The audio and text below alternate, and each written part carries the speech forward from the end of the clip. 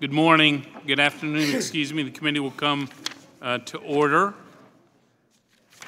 Today we have before us several bipartisan health bills which will improve how our government functions, from Medicare fraud prevention to burden reduction through a streamlined processes, which have been a key initiative the Health Subcommittee has undertaken this year through the Medicare Red Tape Relief Project.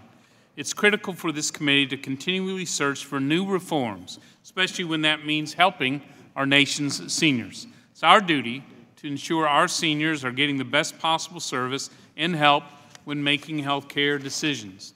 A great example of this is the Fighting Fraud, Protect Care for Seniors Act of 2018. This bill, which is sponsored by Health Subcommittee Chairman Roscom, will help prevent fraud within Medicare by testing the use of smart card technology. This will ensure the right folks get the care they need. And every dollar, as you know, we save from fraud is a dollar that will go to seniors who need health care services. For the sake of time, I'll only mention one of the health bills before us today, but as is our custom, The sponsors of each of the bills on both sides of the aisle will offer opening statements as we consider each bill in turn today. In addition to the bipartisan health bills we're looking at today, we also have a trade resolution which has been introduced by Trade Subcommittee Ranking Member Pascrell. This is a resolution that's really about China. On China, it's important to remember that we start with strong bipartisan agreement that China's unfair trade practices significantly harm American farmers, workers, and businesses. Without question, strong action is needed to hold China accountable and level the playing field. I fully agree with the conclusion in the U.S. Trade Representative's Section 301 report earlier this year on China's unfair practices, their inequitable treatment, and China's outright theft related to intellectual property, forced technology transfers, and unfair licensing policies. President Trump is right to insist that these abuses must stop. Long and short of it is that China cheats, and it is costing American jobs. But sharing our playbook with China, which is what this resolution would do, does not help us solve this problem. In my view, it's counterproductive. Instead, our goal is a long-term, enduring reform to China's trade and investment policies, including changes to Chinese subsidies, Chinese tariffs, other trade barriers, and China's predatory intellectual property policies. I joined many of my Ways and Means colleagues earlier this summer in urging President Trump to personally engage with President Xi to achieve a negotiated solution to these long-standing issues. I'm confident that President Trump can achieve a strong and ambitious outcome once China comes to the negotiating table. And at the same time, I think there's bipartisan agreement that we must target any response to China to minimize unintended consequences to our local U.S. businesses and farmers. Broad tariffs can boomerang to harm American companies, farmers, workers, and consumers, but targeted can help us address China's unfair trade practices. With that, I now recognize the Ranking Member Neal for an opening statement. Mr. Neal. Thank you, Mr. Chairman. I know the bills before us today indeed do have bipartisan support. Some are even issues of longstanding interest to our members. But I think we should recognize that these bills will do little to actually improve the everyday lives of Medicare beneficiaries who face skyrocketing health care costs. Mr. Levin has a bill that would add dental, vision, and hearing coverage to Medicare. This bill is one of the many contributions that Mr. Levin has made during his long tenure as a member of this committee to improve Medicare, and that is the sort of legislation I hope that we would have been taking up simultaneously. Under current law, beneficiaries almost exclusively bear the burden for these costs, and it can be significant, especially for those on fixed incomes. But after 2 years, we have yet to even have a hearing on that very issue. The Republican policies, including the tax law, drain 3 years from the life of the Medicare Trust Fund, yet this Congress seems to be ignoring the very issue. So while we are marking up these bills today, we should all remember the bigger and more important issues that are being ignored, issues that, if resolved, could improve the lives of millions of Medicare beneficiaries. Of the 4 health bills today, there is one that I have a concern with, and that is the bill relating to smart card use in Medicare. The Government Accountability Office has issued 2 reports over the last few years that indicate that smart card technology will have little effect in the fight against Medicare fraud and at great cost to the program and burden to the providers. While I appreciate the interest in fighting fraud, the $40 million for this demonstration would likely be better spent in the Healthcare Fraud and Abuse Control account, where for every dollar spent on healthcare-related fraud and abuse investigations in the last 3 years, the government has noted that they have recovered $4.20, equaling $31 billion over the life of the fraud program. I would be remiss not to mention that while we're holding this markup, a judge in Texas is hearing a case that would once again allow insurance companies to discriminate against the 1 in 4 Americans with pre-existing conditions. Republicans argued that their tax bill would not harm people with pre-existing conditions, but the tax law eliminates the penalty for the individual mandate, which is the cornerstone of the argument to overturn the Affordable Care Act protections. The Trump administration decided not to defend the consumer protections in the ACA and to act against Americans with pre-existing conditions. All this could have been prevented, but Republicans in the Trump administration chose this path of undermining consumer protections and raising costs for the American family. We are also considering today a resolution of inquiry that Mr. Pascrell has introduced. It would require the administration to provide to the House the documents and materials that are related to the President's decision to deviate from the Commerce Department's recommendations in imposing tariffs on steel and aluminum imports. The administration's strategy in negotiating with China to resolve its concerns about China's forced technology transfer and IP theft policies also concerns us today as we move in the direction of Mr. Pascrell's proposal. We believe that the retaliatory efforts could also be harmful to the American economy. This resolution seeks accountability from the administration to the House of Representatives and the American people for trade policies that are being implemented. It is easy to forget these days that the Constitution places authority for matters of trade in the hands of the Congress, not the executive. This resolution demands from the administration respect for Congress's primary role in trade. This is important at any time, but especially now when the President feels comfortable casually tweeting threats that Congress should not interfere with trade negotiations. And I yield back my time. Thank you, Mr. Neal. First order of business, H.R. 6662, the Empowering Seniors Enrollment Decision Act of 2018. Recognize the bill sponsor, Mr. Paulson, for purposes of an opening statement. Thank you, Mr. Chairman. Our seniors deserve to have adequate time to choose the Medicare plan that works best for their health care needs, and that's especially important for today's seniors who are now enrolled in a Medicare cost plan, which have been going through a transition over the last 20 years. And that's why I introduced and have authored H.R. 6662, the Empowering Seniors Enrollment Decision Act, in order to give cost plan enrollees the extra enrollment time that they deserve when choosing a new plan this fall. Now, these plans have been canceled and extended several times since the mid-1990s, and were given another extension in 2015, but that's going to run out here in 2018 at the end of the year. There are about 630,000 Medicare cost plan enrollees across the country, almost 400,000 just in Minnesota. This bipartisan legislation that I want to thank my colleague, Representative Kind, for authoring as well with me, would simply extend the enrollment period until the end of February next year, 2019, for those current cost plan beneficiaries. This gives more time for seniors in cost plans, have an extra 2 months to decide which Medicare Advantage plan might work best for them, or if traditional fee-for-service Medicare is the right choice to meet their health care needs. There's no cost for implementation. It provides a little bit more certainty for our seniors that may need some more extra time as they navigate their Medicare choices and decide which coverage option is best for them.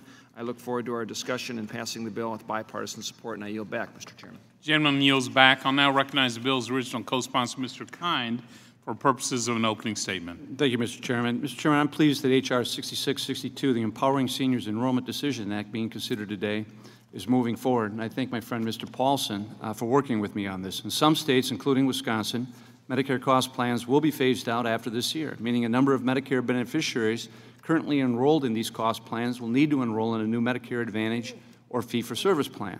In order to make the transition as smooth as possible for these impacted seniors, this legislation will provide beneficiaries a one-time special enrollment period in order to give them more time to pick a plan that works for them. Choosing a Medicare plan can be confusing and time-consuming, so it makes sense to provide sufficient time to find a path that fits each individual's needs. I encourage our colleagues to support the plan. But, Mr. Chairman, echoing our ranking member, Mr. Neal's sentiment, too, I was also hoping that this committee could be marking up legislation or at least having some hearings on how to address the rising cost of prescription drugs, which is having a greater and greater impact on seniors and families throughout America every day. We're missing an opportunity to take steps that could help stabilize the health insurance market, starting with the cost-sharing reduction subsidies, so people don't have to live with fear of rising premiums or the uncertainty of the marketplace being undermined by the current administration. Also, as Mr. Neal pointed out, the recently enacted tax cuts have now moved up the date of insolvency for the Medicare Trust Fund by 3 years. We should be having a hearing about why that is and what steps we can do to reverse that, to extend the solvency of Medicare rather than reducing it and putting it in greater financial jeopardy. And I would also hope that we could come together in a bipartisan manner to address the real danger that this federal court case down in Texas poses, which the administration fully supports, which has the potential of denying patients with pre-existing coverage the security and the certainty they need that they can obtain health care coverage. And yet the administration is doing everything they can to take away that guarantee that exists in the Affordable Care Act and the protection for pre-existing conditions, which is, as you may well know, a very important issue for most people in our districts and throughout the country.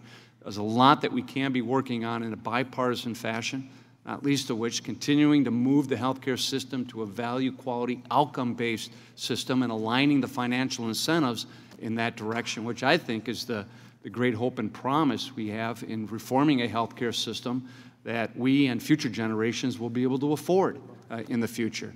But instead of doing that, we do have these relatively non-controversial bills, which in their own right solve some issues out there that need to be addressed. But we need to get back to addressing some of the larger issues to make sure that we have a healthcare system that works for all Americans and isn't leaving anyone behind. So again, I encourage your colleagues to support the bill before us and yield back my time. Thank you, Mr. Kine. I point out the Medicare trustees report is outdated, uses the Obama-era economic growth of 1.9% rather than the new growth of the U.S. economy in 2018 and beyond. Congressional Budget Office, though, estimates that because of tax reform and a stronger economy, America will see in the federal government $1.2 trillion in new payroll taxes because of our stronger economy. Medicare and Social Security are based on how many people are working and what kind of wages they receive. So tax reform and a stronger economy strengthens Medicare and Social Security. And a point to, I think, on this court case, it's no surprise that given the Affordable Care Act was, in my view, poorly written behind closed doors, received no Republican support, it's no surprise it's in the court. But I want to be very clear.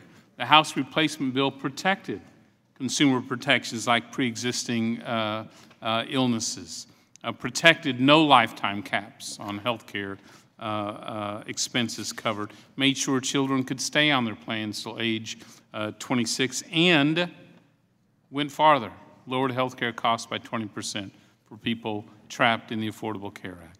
With that, the committee will now proceed to consideration of H.R. 6662. Without objection, the measure will be considered as read and open for amendment at any point. This time, I offer an amendment in nature substitute, which was distributed in advance, along with the green sheet explaining it.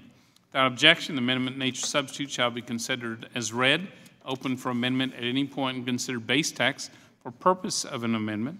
I'll now turn to Emily Murray, Staff Director for the Health Subcommittee, to provide the technical description of the amendment in nature substitute with the emphasis on the changes made since introduction. I ask that members hold their questions until after her presentation. Ms. Murray, you're recognized. Thank you, Mr. Chairman and Ranking Member Neal.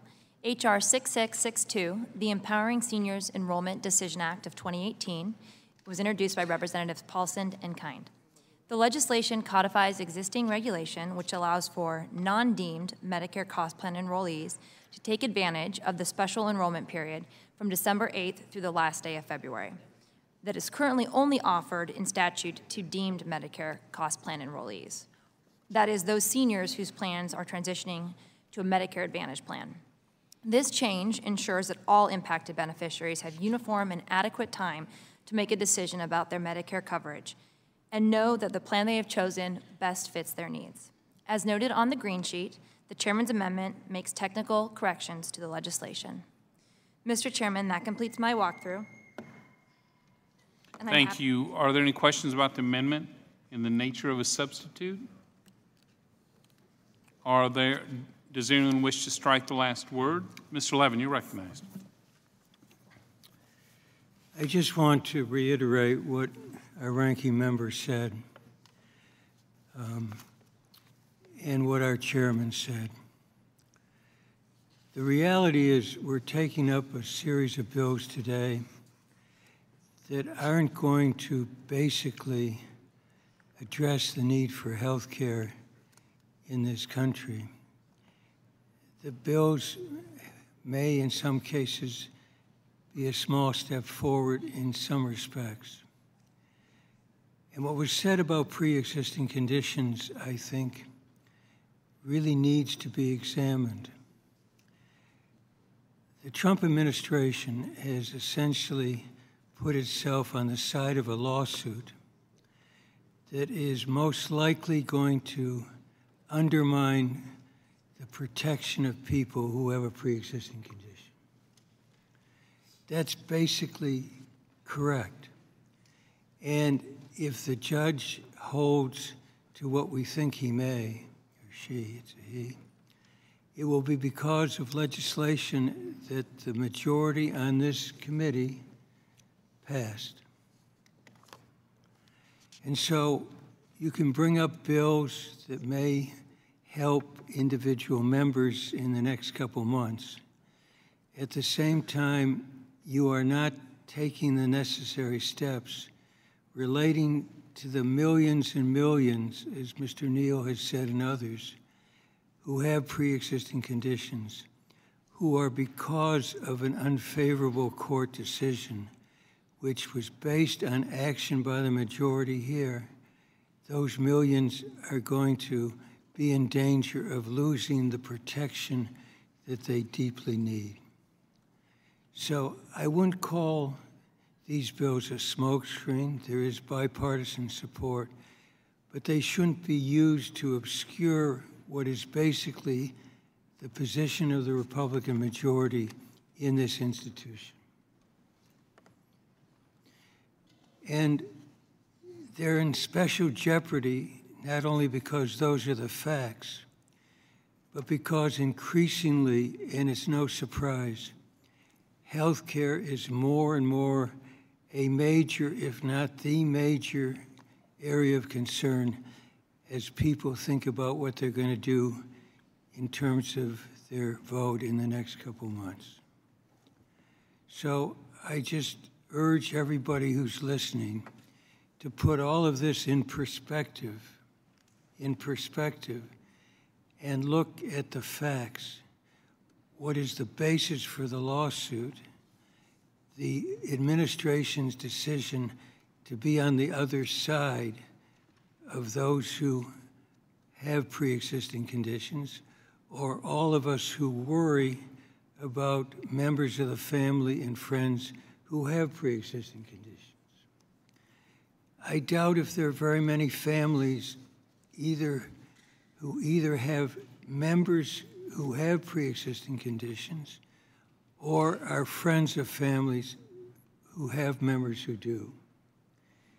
And I say this with some emotion, and all of us, I think, do, because what's true in our family is true of most families. I have 2 grandchildren who have a pre-existing condition. And they're most of the time doing fine. Their treatment costs tens and tens and tens of thousands of dollars. Tens and tens and tens of thousands of dollars. And so whatever has been said to date by the majority cannot hide the fact that they've taken actions that are leading to the danger for people with pre-existing conditions. And they are basically, after leading in the effort that might undercut it, they're silent when this president essentially pulls the rug out from under the protection, or might well do that by its position on this litigation. So I just urge everybody who is listening today, and we're going to propel this, to realize what really is happening. I yield back. Thank you, Mr. Levin. So recognize myself. So let's talk about what's really happening. So our pollsters have told our Democrat friends, scare the heck out of everybody. Scare seniors. Mr. Chairman, Mr. Chairman, you're talking about the motivations of the pollsters? No, you're just citing pollsters to essentially question the motivations. Oh, no, sir. Yes, you are. Yes, stating a fact. All right, I asked that his words be taken down. I asked that his words be read back. So I'm not even going to recognize that motion. I'll finish my statement. So pollsters have told our friends just to scare people, because it's election season, and some are desperate for a majority. So scare families, scare seniors, raise pre-existing conditions at every moment. But the truth of the fact is, the claim that the Republican majority in the House does not support pre-existing conditions is untrue.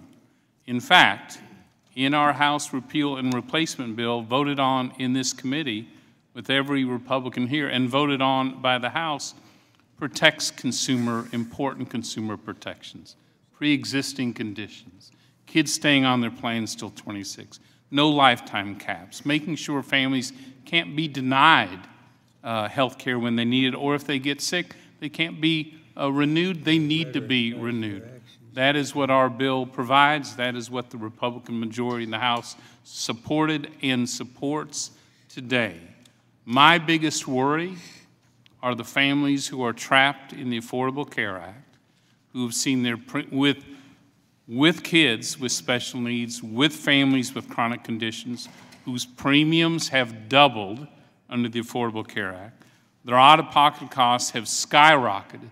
They don't know how, they have insurance, they don't know how to pay for it because it doesn't help them at all. And now some of them have no choice at all. In some of these rural communities, it's a take it or leave it. So guess what?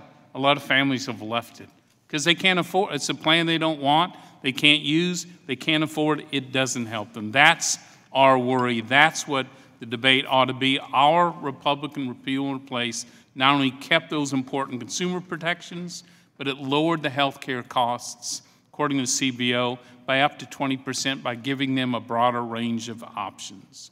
And so that is the truth. That is real. And I'm proud to run on a platform of giving American families far more choice of affordable plans, not written in Washington, D.C., behind closed doors, but frankly giving them a choice of plans directed by the states, empowered by the patients, that help them provide affordable care. And I will just tell you this.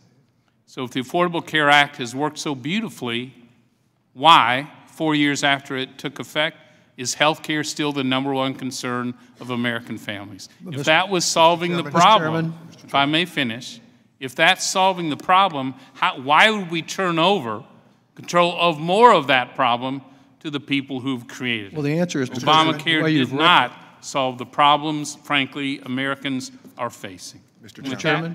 Does anyone wish to strike the last word? Mr. Chairman. Mr. Neal. Thank you, Mr. Chairman.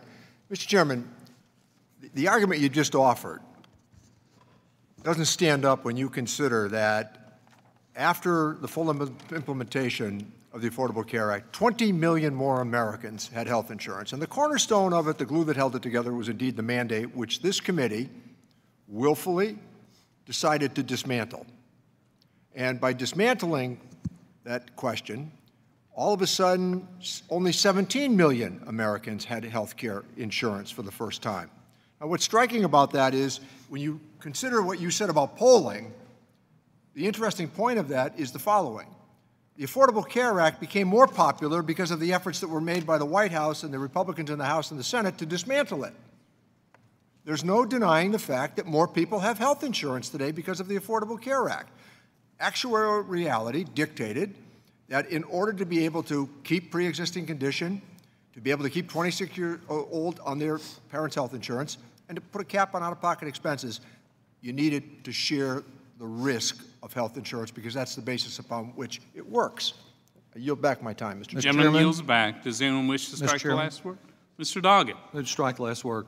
You're recognized. Mr. Chairman, you make the argument that the only reason the question of pre-existing conditions is being raised is because it's some politically poll-driven move.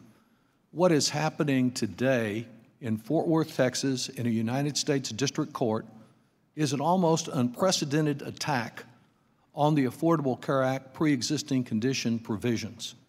Unprecedented in the sense that the United States, in the case of Texas versus the United States is the defendant, but the Trump administration has caved in and refuses to defend the pre-existing conditions. The suggestion that this is just some politically motivated poll is particularly outrageous given the history of attempts to erode the protections of the Affordable Care Act. But I understand that people out there across America can look at the kind of he said, she said, he said, and wonder who's right about this. So let me refer you, Mr. Chairman, to what I think is the most significant poll of this week on this issue. Because you see, unlike the House Republicans on this committee, who are fearless in their willingness to erode the protections of the Affordable Care Act, 11 or 12 Republican United States senators got a little skittish about it. They got so skittish that over the recess, they introduced their own bill that is designed to protect pre-existing conditions. There's only one problem with that. Actually, it's a series of problems, and it was outlined in a release yesterday, actually on Monday, I believe, by 25 healthcare groups. And here's what they said about this phony effort to cover on the Affordable Care Act pre-existing conditions by these senators who are more worried than the members of the Republicans on this committee. They said it would not ban pre-existing condition exclusions. Individuals could still face higher premiums and out-of-pocket costs, and even if enrollees paid the increased premiums for many months, they could still be denied benefits because of a pre-existing condition. In short, this bill would not replace the critical protections in current law if the court rules unfavorably for patients and consumers in Texas versus the United States. This is not acceptable for the patients we represent. And where is this poll and who are these people? Well, let me put it in the record, because I think sometimes when you do have a he said, she said, he said situation, you need the independent verification. Here are the groups that feel that fear, Mr. Chairman, that you're talking about, not stirred up by Democrats, because it is their members, it is their individuals across the country who have suffered from these diseases and know they are going to be denied affordable care if you're successful and the Trump administration is successful in undermining these protections. This statement, this poll was signed by the Adult Congenital Heart Association, the American Cancer Society Cancer Action Network, the American Diabetes Association, the American Heart Association, the American Liver Foundation, the American Lung Association, the Arthritis Foundation, the Chronic Disease Coalition, the Crohn's and Colitis Foundation, the Cystic Fibrosis Foundation, the Epilepsy Foundation, Family Voices, Hemophilia Federation of America, Leukemia and Lymphoma Society, Lutheran Services in America, the March of Dimes, the Muscular Dystrophy Association, the National Alliance on Mental Illness, the National Health Council, the National Hemophilia Foundation, the National Kidney Foundation, the National Multiple Sclerosis Society,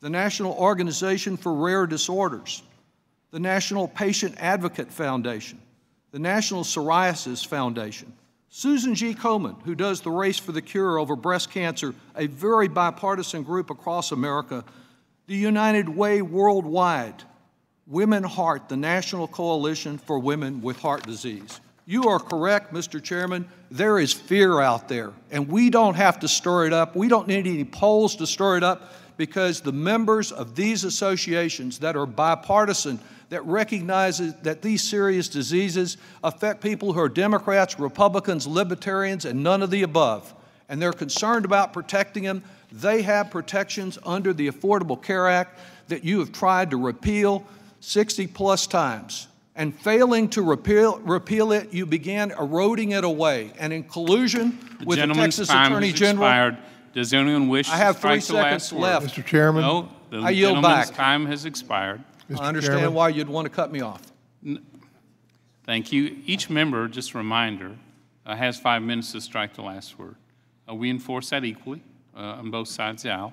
So we are not shutting you down, Mr. Doggett. You just extended past your time. Does anyone wish to strike the last word? Mr. Chairman? Mr. Rice, you're recognized. Thank you, Mr. Chairman. I'm unaware of the proposal by the 12 senators that Mr. Doggett referenced, or why these various entities that he listed are concerned about the senator's proposal. But what I am aware of is that the Affordable Care Act has helped a very limited number of people get insurance. Before the Affordable Care Act, either through Medicare which covers our older people, or Medicaid, which covers our poorer people, or employer-provided insurance, which covers 60% of the American population, or through individual coverage, 85% of the American public was covered before the Affordable Care Act. 85% of the American public was covered before the Affordable Care Act. Now, from 2014, when the Affordable Care Act was actually implemented after President Obama's second election so he could get reelected, because everybody knew that once it hit, it was going to be a big problem for the healthcare industry, for American consumers, for the price of insurance. They delayed it until Mr. Obama's second election. Since 2014, from 2014 to 2017, 3 years or 4 years, however you count it, the cost of insurance has risen. It's gone up by 230%. 230%. Now, what did we get for that? We covered 6% more people. At its peak, the number of folks covered in America increased from 85% to 91%. And that's a good thing. I'm all for getting as many people as we can covered.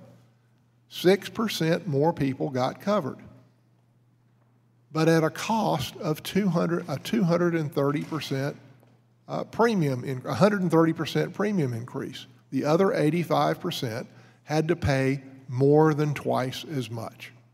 People say, well, a fourth of the American people have pre-existing conditions and you're threatening them. Well, I'm telling you, the vast majority of those people were covered before Obamacare ever went into effect.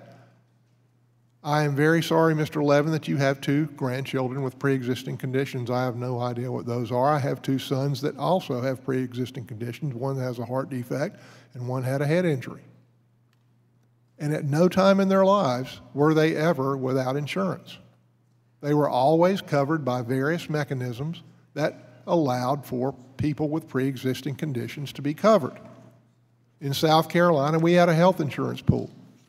That health insurance pool, for 2 years, I had those 2 children on, when they were children, on the health insurance pool, and I had to pay about 20 to 30% more for that in coverage than I would have had to pay had they gotten straight up individual policies. And I resented that. And I understand why people would resent that. But today I reflect on that and I think, wow, that was a great deal. Because now not only do I have to pay 130% more for their coverage than I did before Obamacare, I also have to pay 130% more for the rest of my family, or they do. And every other person who was covered before Obamacare cost them 130% more to cover 6% more people.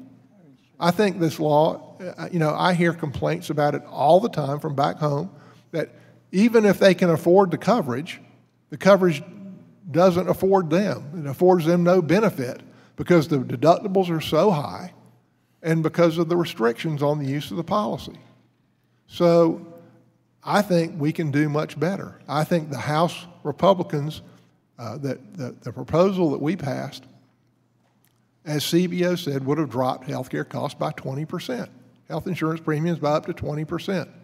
I think we can do much, much better than this disaster called the Affordable Care Act. I hear about it all the time back home from employers, what a strain it is on them, how it holds them back from hiring people. I hear about it all the time from people who have the policies and are so frustrated because of the lack of coverage that they are paying such an incredibly high price for. I am proud of what this committee has done to relieve their burden. I am proud of what the House has done in an attempt to try to replace this disaster of a bill called the Affordable Care Act. And Mr. Chairman, I yield back. Gentleman's time has expired. Mr. Thompson, you recognize. Strike the last word. Thank you, Mr. Chairman. I'm glad we're taking up these bills today that will improve health opportunities for folks marginally.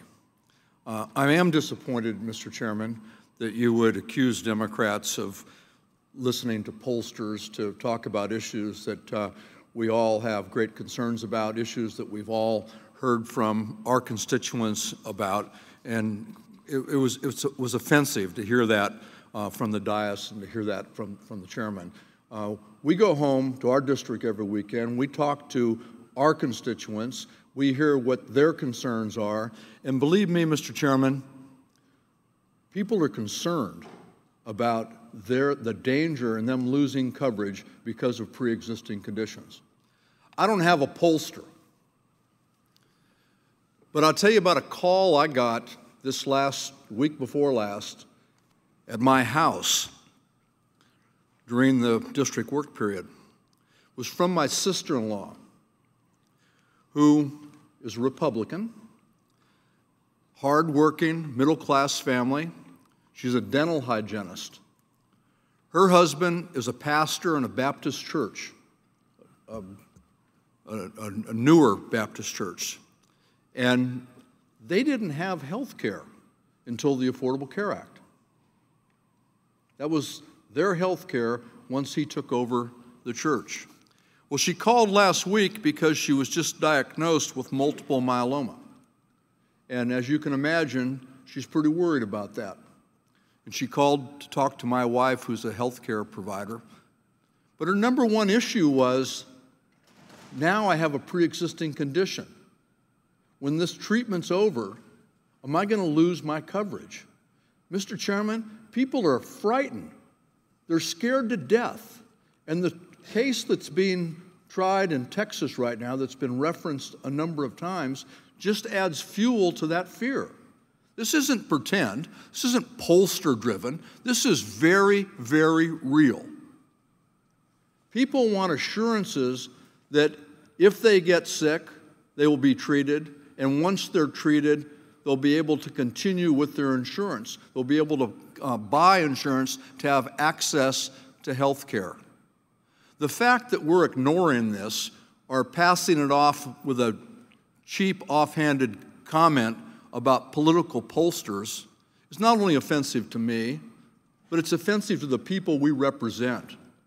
We should be drilling down, trying to figure out how we can make sure everybody has access to quality, affordable health care. The Affordable Care Act was a real attempt to do that with hearings, something that this committee no longer has. Hearings.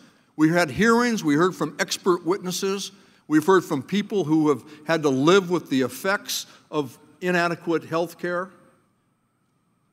Let's get back to regular order. Let's get back to doing the business that the people in our districts sent us here to do.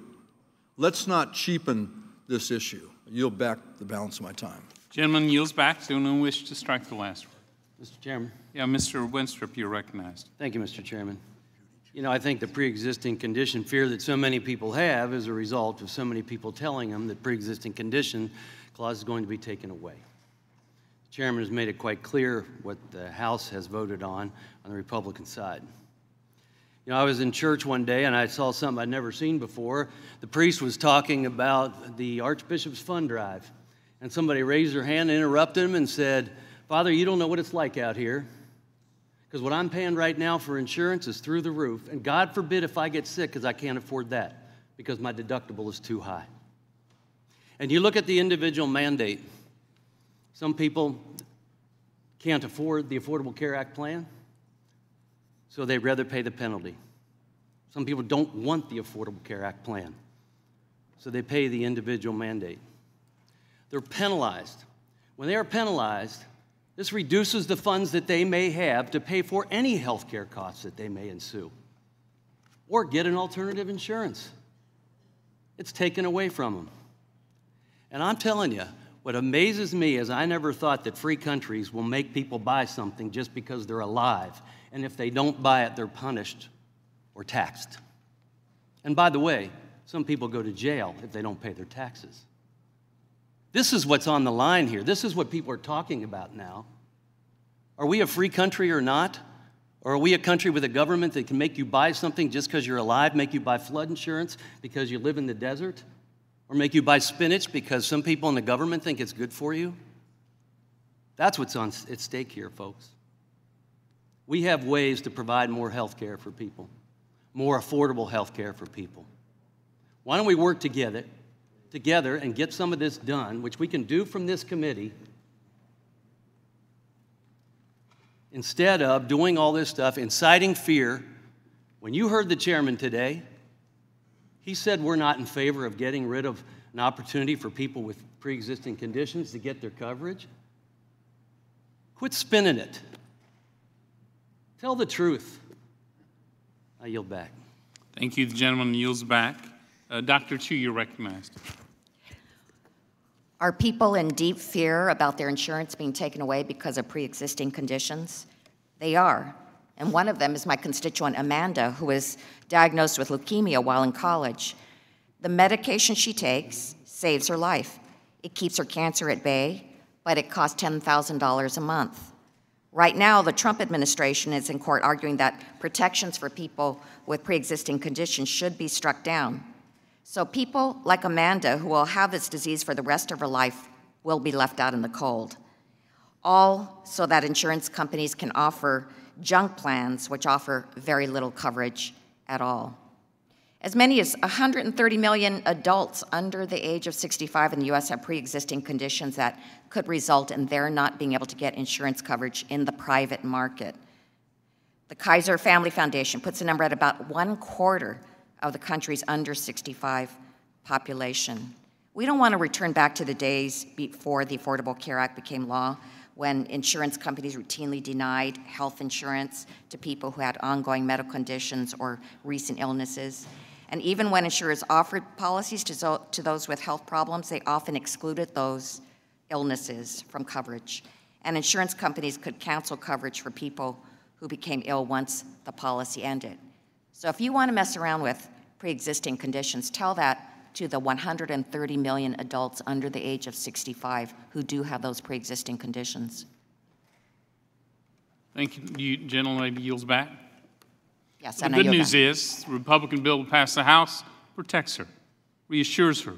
Pre-existing conditions will be covered. Making sure kids can stay on their plan until 26 are covered.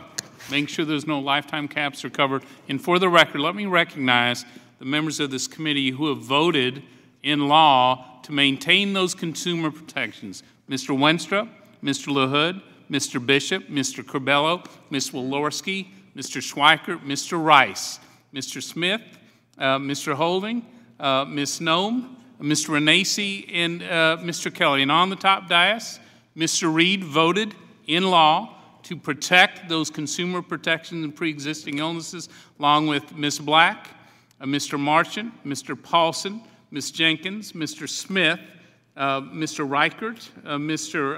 Roscom, Mr. Nunes, and Mr. Buchanan, along with Mr. Johnson and myself, have already voted in law protect that constituent, making sure pre-existing conditions are always covered, and you can never be denied health care renewal simply because you got sick. That, as opposed to a scare tactic, that's the truth, that there is bipartisan support and always will be for those important protections. Does anyone else wish to strike the last word? Mr. Pescro.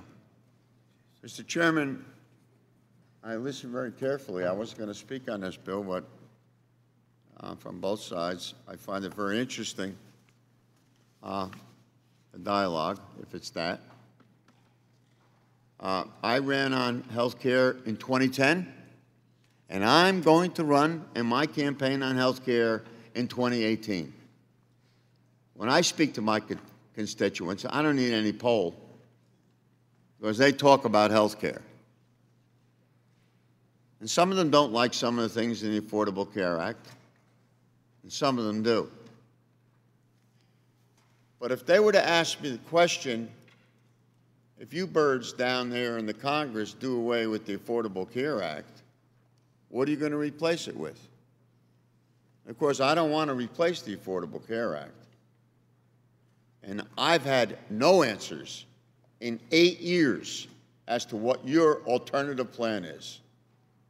That flies for me in the suburbs as well as the urban parts of my district. You've lost that battle. You want to talk about polls? I won't go into the 8 polls I can cite to tell you that you're wrong. But let me tell you what people are fearful of, Mr. Chairman, in all due respect. The Medicare actuary reported that the Medicare is 3 years less solvent as a direct result of the tax scam we saw last December. One would assume that my good friends on the other side of the aisle would want to do something to shore up the program. Medicare has something to do with people's health. I hope you understand that. Instead, when you look at your budget, not only did you not put up another alternative plan, I mean, you've had some ideas and legislation out there, and you know where they went. When you look at the budget, it included $1.5 trillion in cuts to Medicare, Medicaid, and other health programs.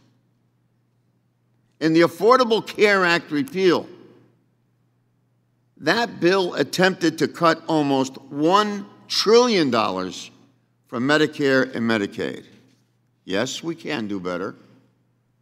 But my friends, that's what people are fearful of what's coming down the pike. It has a lot to do with our health care, not just the Affordable Care Act, but all those other things I've mentioned. And so people have a right to be fearful. And we should try to alleviate that fear, regardless of whether we're Democrats or Republicans. I don't know what you're going to tell them. We're going to have a cheaper plan for you that covers nothing? That's not an alternative. You just wait your turn, and we'll cover if you have any preconditions. Don't worry about it. We'll get to it down the road. I don't know what you're going to tell them. You chose to make this the center point in the 2010 election. You have all the right to do that. But the American people are not convinced of any of the solutions you've come up with. Take my word for it. That has nothing to do with Democrat and Republican. This is coverage. You really haven't. So you can bark all you want and criticize all you want about the Affordable Care Act. We never said it was perfect. In fact, we've introduced 50, 60, 70 ways to change it to make it better. Never had a vote on the other side. Never. So, Mr. Chairman, this is openness. I thank you for allowing us to speak to the bill, and I yield back.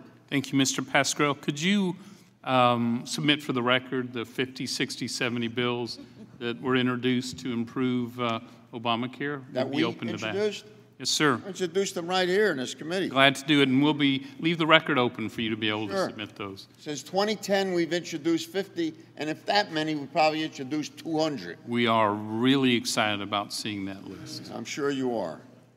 Does anyone else wish to strike the last word? Mr. Higgins, you're recognized. Yeah, thank you, Mr. Chairman. You know, before the enactment of the Affordable Care Act, if you had a kid that was stuck with childhood cancer, an insurance company could explicitly deny coverage to you and for that specific treatment that was needed to cover cancer. With the approval of the Affordable Care Act, you can't do that anymore. That's against the law. And I would just say to members of the House and Senate who are advancing these phony bills that really provide no protection for pre-existing conditions, if you don't like the sponsor of the Affordable Care Act, if you don't like the Affordable Care Act, but you really, truly want to protect people who were born into illnesses with a predisposition towards certain things, just affirm it unequivocally in your own language. Because I'll tell you what this Senate bill does. It's sponsored by a member of the Senate from North Carolina and 9 other Republican senators. And it basically says that an insurer couldn't reject a cancer patient's application for insurance. but it could provide that patient with coverage for everything except cancer. That is not providing coverage for someone with a pre-existing condition. That didn't come from a poll. It came from good, solid, fact-based research from the Henry J. Kaiser Family Foundation. They don't have an agenda other than to review healthcare policy and to make a determination based on fact as to whether or not that policy is sound or not. This phony assertion that people are being protected by these bills just so happen to crop up at election time is morally wrong on the face of it, but it is misleading to millions of Americans. You know, the people between the ages of 65 and older don't have to worry about pre-existing conditions because Medicare always covers pre-existing conditions without threat of a termination or surcharges or anything else like that. You have an age demographic in America that is 50 to 64 and a half. It's 60 million people. 40% of those folks have pre-existing conditions. So if you really believe that those folks should not be penalized because in many cases they're born into, it's genetic, into a predisposition toward a pre-existing condition, then just simply find your own words to affirm that unequivocally so people are not misled into buying a policy that they pay too much for, and then when they need that health care coverage, they get blindsided with, hey, we don't have to cover your cancer treatment. I yield back. And yields back. Does anyone wish to strike the last word? Are there any amendments to the amendment in nature of a substitute?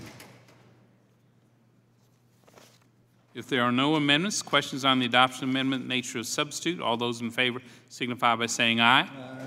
Those opposed, no. In the chair, the ayes have it. The amendment in nature of substitute is agreed to. I'll now recognize Mr. Johnson for the purpose of offering a motion.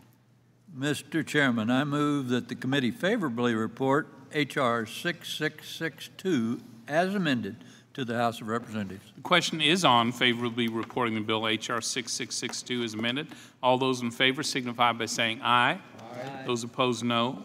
Being chair, the ayes have it. The motion is agreed to, and H.R. 6662 as amended is ordered favorably reported to the House. Without objection, I ask the staff be authorized to make technical and conforming changes to the bill. Then members have 2 additional days to file with the committee clerk supplemental, additional dissenting, or minority views.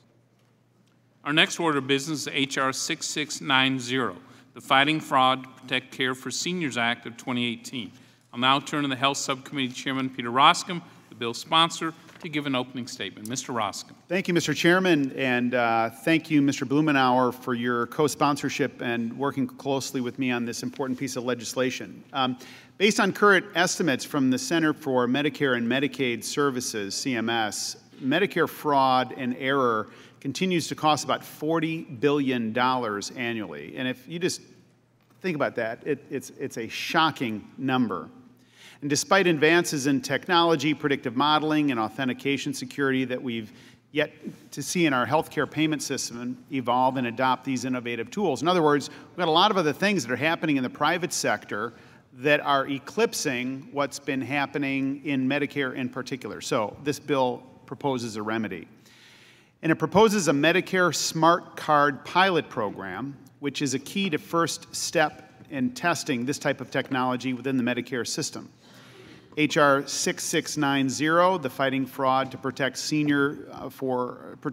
Protect Care for Seniors Act, which, as I mentioned, has been co-sponsored and introduced by my friend Mr. Blumenauer, empowers CMS to use smart chip technology to verify a beneficiary and the service they receive.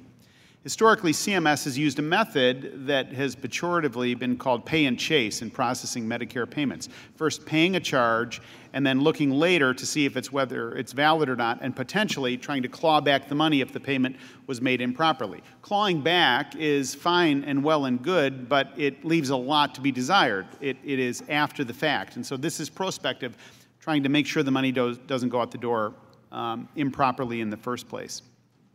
We can see in the private sector countless examples of technology being used to track and stop fraud. Visa, the credit card system, their global rate of fraud is 6 basis points, meaning 99.4% of the $10 trillion in payments it produces globally are fraud-free. And again, that's compared to 11% for Medicare. More recently, Visa released a report that demonstrated that chip card technology has reduced fraud by 75%. And these are staggering statistics that we take for granted every day. And these are part of our lives in the private sector, our private lives, and in the rest of the economy. And yet, our Medicare system is just woefully lacking. Now, the good news is that AARP is an enthusiastic advocate for this. In fact, this is what they said. If enacted, this pilot program would also help Medicare learn more about beneficiary engagement and education. This technology deserves to be tested and evaluating. Combating fraud and abuse is about more than just saving money. It's about protecting beneficiaries, that is, their identities and so forth, and improving care. AARP looks forward to working with you on this important issue. So the good news is, we've got a good bill here. It's bipartisan, it's thoughtful, it's forward-leaning, and I urge its favorable consideration, and I yield back. Thank you. Gentleman yields back, and I'll recognize Mr. Blumenauer, original co-sponsor of the bill, for purposes of his opening statement. Thank you, Mr. Chairman. I think it was 7 years ago that I started working with this bill with Jim Gerlach, who was tireless in his advocacy, and I wonder if it moves forward, we might have some recognition of his insight and interest. I'm pleased to have continued working with Mr. Roscom for the last 3 years on this. I think there is merit. Now, is it the most important priority we've got? No, and we've talked a little bit about some of the priorities. But I'd like to see us be able to move this into the demonstration stage to actually find out if it works. I'm convinced that there are applications, not just in terms of dealing with fraud and abuse, but being able to more appropriately track expenditures. I think there are applications that can have multiple effects. And I like seeing things like this move forward that don't have to be World War III, that we could come together and see if we can make some improvement. I was a little concerned about what we just went through because I feel like there was rumblings of World War III in the last bill. And I just say parenthetically, Mr. Chairman, that I want to reach out to my friend Mr. Rice and reach together to some impartial, maybe it's CBO, maybe it's congressional research, maybe it is the Kaiser Family Foundation, people who, the Commonwealth Fund, people who know about this stuff and don't have a partisan iron in the fire, to be able to unpack this. Because I honestly don't believe that insurance premiums have gone up 230%. And there's a difference between what premiums go up in the individual market, which, when you eliminated the individual mandate, all the experts said, you're destabilizing this, and it was projected that there'd be a 10% increase just by virtue of eliminating the individual mandate. And a number of states that are looking at rates, and I've seen them here go from 5 to 30%, things I have in front of me, the insurance companies cite the instability that you have put into the market by eliminating the individual mandate. So I'd like to work with Tom and just see if we could come up with something that is a little more objective about what the impacts have been, and then look at what the impacts are to the individual, because the rate increase is not what comes out of people's pockets. Some of that is absorbed by employers. If they're under the Affordable Care Act, many people are avail themselves to tax credits and premium subsidies. So I think we can do a better job of just having something that's unvarnished, that is impartial, that might tone this down a little bit and zero in on what the actual experience is. So I'm looking forward to pursuing that. I didn't want to get spun up in the last one. But I do think that we shouldn't be throwing these things around. There's a reason why our friends on the other side of the aisle have retreated from the full-scale repeal of the Affordable Care Act, because it's working and it's popular, and the consequences are serious. I'm hopeful we can deconstruct this a little bit. The American public deserves better from us in terms of how we lay this out. And I am going to work with Mr. Rice to try and get to that point.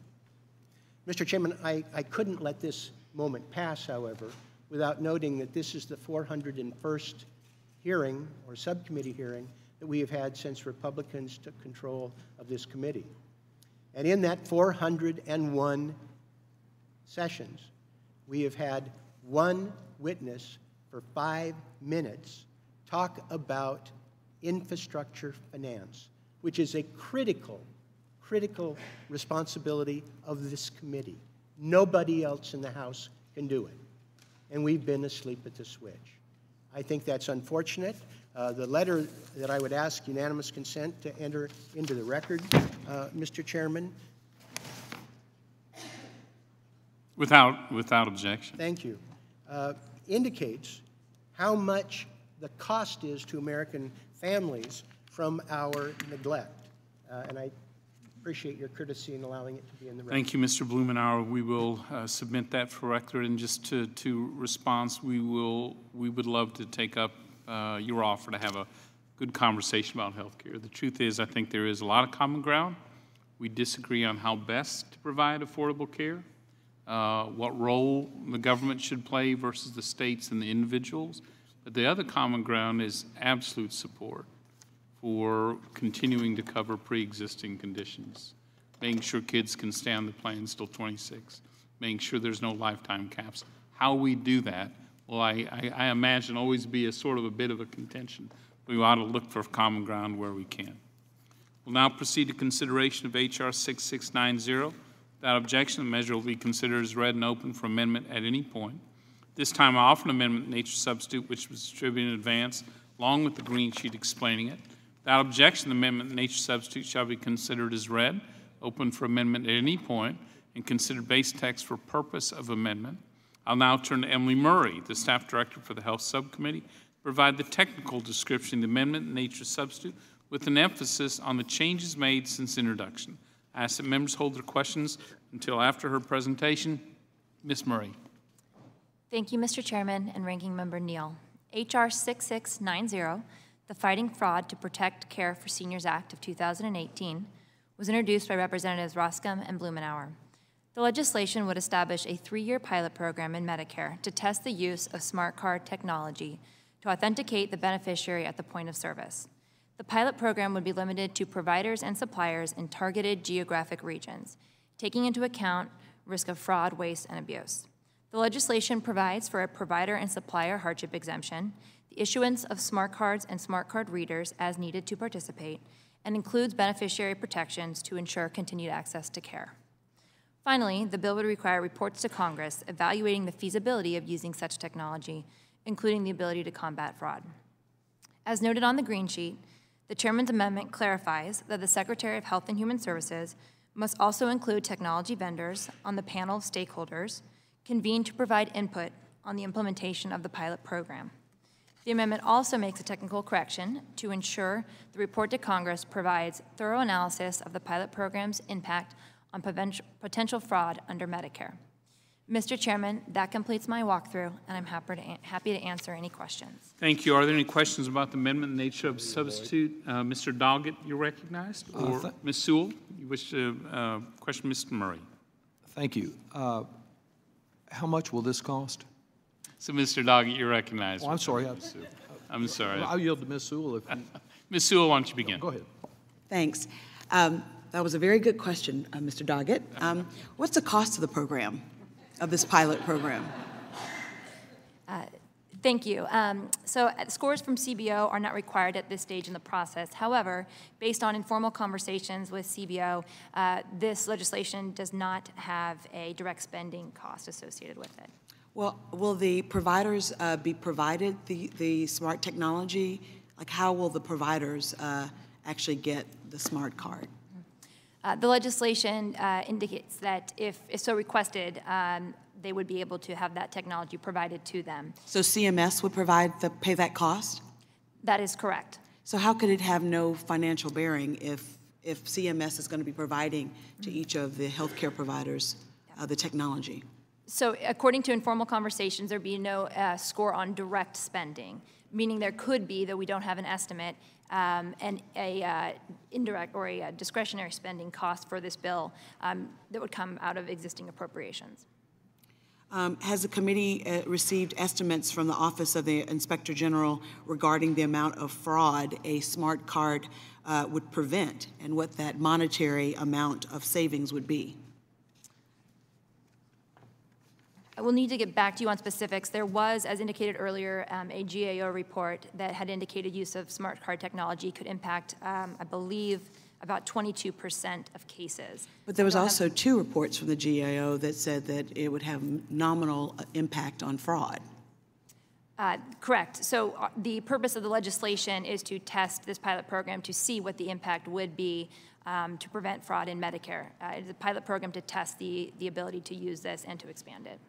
So I see that there's a hardship exemption, and I just wanted to clarify, in order to apply for a hardship exemption, if you're in one of those geographical regions that may not have, I don't know, broadband, how would you be able, if you guys are going to provide the technology for the providers that participate in this pilot, then how do you actually get a hardship exemption? Because I'm assuming that you're only going to be using providers that actually can use the technology.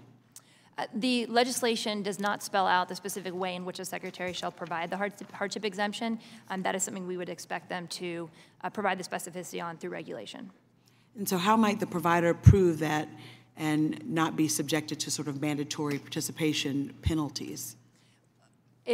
Again, that would be left up to the Secretary for determining a hardship exemption or for the individual to ask for the technology to be provided to them, the details of which are not spelled out in the legislation. Does the legislation identify the 3 geographical areas that would actually, this pilot program will roll out, and how will that be determined? Is that determined by the Secretary? Can you explain a little bit more about that? Sure. The legislation does not list the 3 geographic areas. Again, building on the agency's expertise and looking at the providers, it would require them to work to determine what those areas would be, taking into account the risk for fraud, waste, and abuse. Okay, so it could conceivably be centrally located in, say, one region. It wouldn't necessarily be a pilot program that would test the West Coast, East Coast, South. It's dependent upon, is it dependent upon the fraud in those areas, or? Again, the regions would be determined also in consultation with the OIG. So in terms of where exactly and how, it's a process we've outlined for them to, using the expertise that the various entities have, determine those areas. Okay. Mr. Chairman, I just wanted to just acknowledge that it sounds as if this program, we haven't been able to adequately assess the cost-benefit analysis, in the sense that while it could be beneficial, the GAO studies, 2 GAO studies, that suggest that smart card technology won't necessarily get at the fraud. And when you think about the kinds of fraud that actually cost taxpayers lots and lots of money, I'm not really sure if spending money to test a premise like this is worth it. But nevertheless, thank you for answering my questions. Thank you, Ms. Sewell yields back. Mr. Doggett, you're recognized. So let me ask that first question again. What will this cost? At this point in time, we do not have a formal CBO estimate, but based on informal conversations with them, we expect no cost in terms of direct spending costs. Well, at one point, didn't you estimate it was going to cost $40 million? Pardon? At one point, didn't you estimate it would cost $40 million? We do not have a formal estimate. Well, you may not have a formal estimate, but they're not going to go out and do a demonstration project for free, are they? The legislation before us does not specify an amount to be. The legislation before us that's about a smart card is not smart enough to tell us how much it will cost, or even give us a wild guess of what it will cost. Is that right? At this time, we do not have a All right, and you responded to Ms. Sewell, but I want to get this clear on the record. This is not the first time that this measure has been considered anywhere. The Government Accountability Office has looked at this smart card twice, and both times they've come back and said it won't be much help, right? The GAO report has found that smart cards could have affected about 22% of those cases reviewed. Well, I thought it was more like 2.5%, but they have not found it would be substantially better than what is already being done to fight Medicare fraud. Isn't that right? Isn't that what they found in both 2015 and 2016? We'll have to get back to you on the specifics. Okay, and well, can you get back with me now on this? Didn't Health and Human Services and CMS, the very source Mr. Roscom referenced when he talked about fraud earlier, didn't they come back with both of those GAO reports and say they didn't think this was a very good idea? The legislation, in terms of scope of the legislation. It is a strange set of circumstances. All of us want to be smart and be smart for smart cards, but that we're going to spend millions of dollars, whether it's in this bill, or you seek an appropriation, or you take money out of other vital programs that CMS is administrating. This is not going to be done for free. Millions of dollars spent on a program that the Government Accountability Office and HHS and CMS have twice said they don't think will be much help. So I just think we have to consider the bill in that context. There may be some good aspects to it, but it's a strange allocation of resources. Thank you.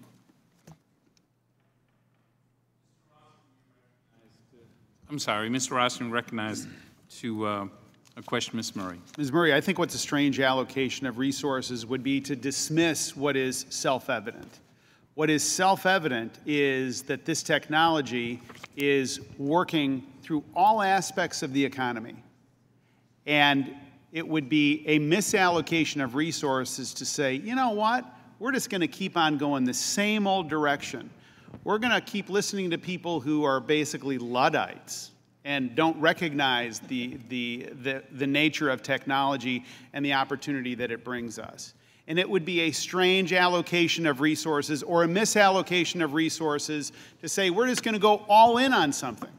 But instead, isn't it right, Ms. Murray, that this pilot project is an appropriate way to determine whether something is working or not? Wouldn't you say that's appropriate? Correct, it is a pilot program. Of course you would, right answer. And isn't it interesting, too, that the AARP, who our friends on the other side of the aisle like to quote with some frequency and wrap themselves up in the AARP flag? Let me write further. Older Americans are particularly vulnerable to the dangers of identity theft because Medicare cards visibly contain the beneficiary's Social Security numbers. The Centers for Medicare and Medicaid Services is in the process of rolling out new Medicare cards, which no longer display the Social Security number. And while the new cards are more secure than before, smart cards, what Mr. Blumenauer and I are proposing, could provide even greater security and have the potential to contain useful health information and to facilitate care. If enacted, this bill, Ms. Murray, that we're talking about, this pilot program would also help Medicare learn more about beneficiary engagement and education. This technology deserves to be tested and evaluated. So I think it's a criticism that I'm not persuaded by that says that we don't know enough about what the GAO said. And let me go further. You pointed this out. Mr. Doggett wasn't persuaded by the numbers. He interpreted something at 2.5%, I think, and you pointed out that it's 22%. But 22%, think about walking away from a 22% number in terms of significance. So the GAO analysis found that the use of smart cards could have affected 22% of those cases that were reviewed. Can you imagine if there was somebody that came in here and proposed a 22% cut to Medicare? We'd be outraged. We'd be shocked. We'd be appalled. And yet, are today we to contemplate just being dismissive of a 22% savings? Of course not. So this is a good bill. It's a pilot. It's well thought out. It is endorsed by the AARP and other groups, government, government accountability groups and so forth, a whole coalition of them that have said, try this out. Because what we've got going now is not working. When our fraud and erroneous payments rate is 11%, are we going to sit here and defend that status quo? I think not. I yield back. Gentleman yields back. Does anyone else? Are there any other questions? Amendment. Dr. Davis, you're recognized. I don't really have a question, but I want to strike the last word. Oh, I will call on you in a minute, if you would. Mr. O'Benny, did I see your hand up to question the amendment in nature substitute, or do you wish to strike the last word? I'd like to yield to Ms. Sewell to ask a question. Gentlelady yields.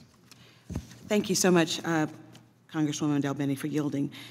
So the question I really have is the difference between what this GAO study said about 22% and the 2%, because both were in the GAO report, and I'd like to submit this GAO report without objection. Thanks.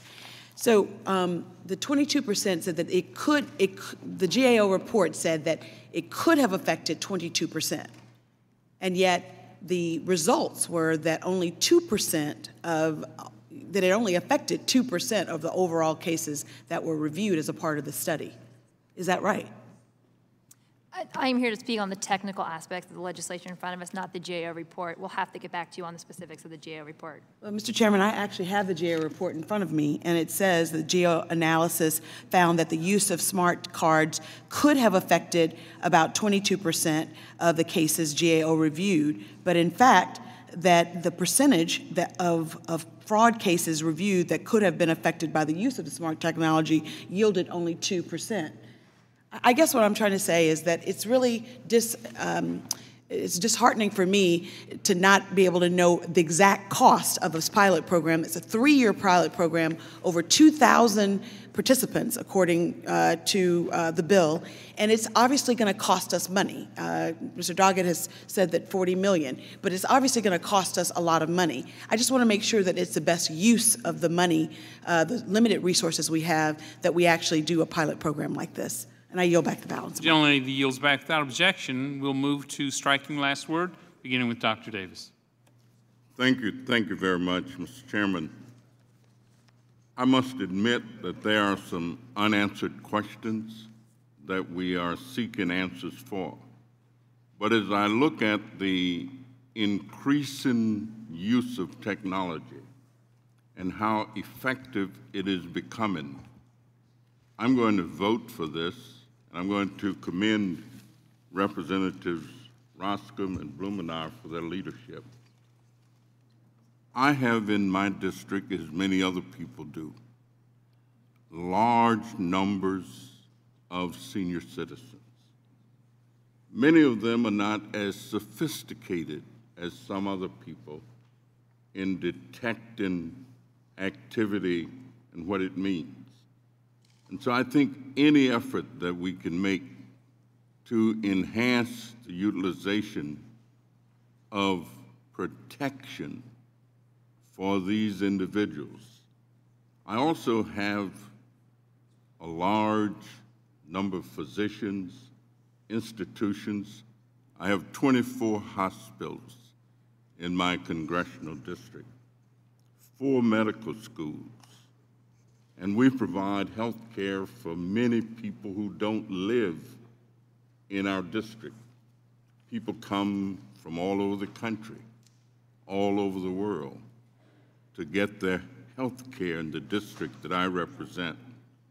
And so to make sure that we protect Medicare, to make sure that we prevent fraud, and to make sure that our seniors get the best care and the best attention that they deserve, I'm going to support this measure, and I yield back the balance of my time. Gentleman yields back. Mr. Kelly, you're recognized. Strike the last word.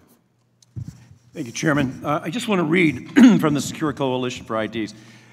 Your unwavering effort to pass 6690, Fighting Fraud to Protect Medicare, Protect Care for Senior Citizens Act, can only be described as heroic. I guess they weren't aware of what it was that what Mr. Roskam and Mr. Blumenauer were trying to do. Because if we're going to say, well, we don't know the cost of doing the pilot program, so we should have a deaf ear and a blind eye to the fact that hardworking American taxpayers are being bilked out of $60 billion in improper payments every year in Medicare. I'm just trying to understand. So is the argument that we just want to argue? Is the argument is that if we just make the other side look like they haven't done enough of their homework, that we will turn our back and say, you know what? It's only $60 billion a year in improper payments. I'm okay with that. Let's just go ahead and keep going down that path, and let's not worry about doing it the right way. Let's not worry about doing it the smart way. Let's just keep on doing it in a manner that the American people are fed up with listening to. So if it's not my idea, it's not a good idea. If it's not to protect the taxpayer, the hell with them. Why should they worry? Why should they worry? It's only $60 billion a year. Mr. Blumenauer, thank you for your efforts. Mr. Roskam, thank you for your efforts. They truly are heroic, and they're recognized everywhere but in this committee. Incredible that we can go through this exercise month after month, year after year, and at the end of it, all we can say is, I made the other guy look bad. Didn't I do a great job? Listen, I am so much in favor of this. I know from somebody who lives in the private sector, who's survived the private sector, you'd have to be a damn fool to sit there and lose $60 billion a year and say, it's okay, it wasn't my idea, so let's just scrap it. Let's try and make it look bad. I got to tell you, you guys did a great job. And I joined with these people. That's truly heroic for the two of you to stand up and say we're going to work on this together in a bipartisan way to save the American taxpayer $60 billion a year. I will gladly feature all those people against this, put them on the front page and say, these are the people that don't give a damn about the fact that we're wasting $60 billion of your money every year. And I'll tell you why.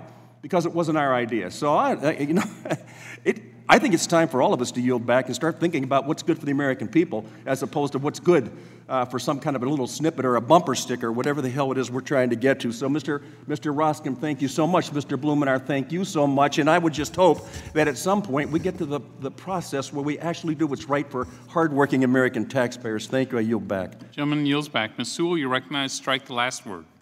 Thank you, Mr. Chairman. With all due respect to Mr. Kelly, I'm not saying that I'm against finding fraud and waste and abuse that's in the Medicare system. I am. In fact, I'm just questioning whether or not this is the most efficient way to do so. Most of the integrity programs and activities that CMS does flow through something called the fraud prevention system, and that has had an astounding return on investment. In fact, in FY 2016 alone, or 2015, the fraud prevention system had an astounding return of $11.50 for every dollar invested in the system. And the FY 2014, the Inspector General Office collected over $3.3 billion in healthcare fraud judgments and settlements. So all of us want to be efficient. All of us want to make sure that we get rid of fraud in the system. There can be an argument that's made that any fraud, whether it costs $40 million to institute a pilot program to get maybe 2%, is worth it. I personally think spending more money on an integrity program like the fraud prevention system, which has yielded billions of dollars in savings in identifying fraud, is a better use of our money. And in fact, the GAO study that I submitted into evidence said that the vast majority of the fraud, the use of a card would not have affected catching those frauds, because the vast majority are provider misrepresentation of the services, as in billing. That most of the fraud and abuse in the system comes from the providers in misrepresenting the services that they've gotten. So I guess what I'm saying is that we should consider all ways that we can be more efficient and more effective in getting at fraud. No one wants our taxpayer dollars not to be spent wisely. I think that goes to the heart of my initial question and Mr. Doggett's question, which is what is the cost of the pilot And then what is the benefit at the end that we're going to get?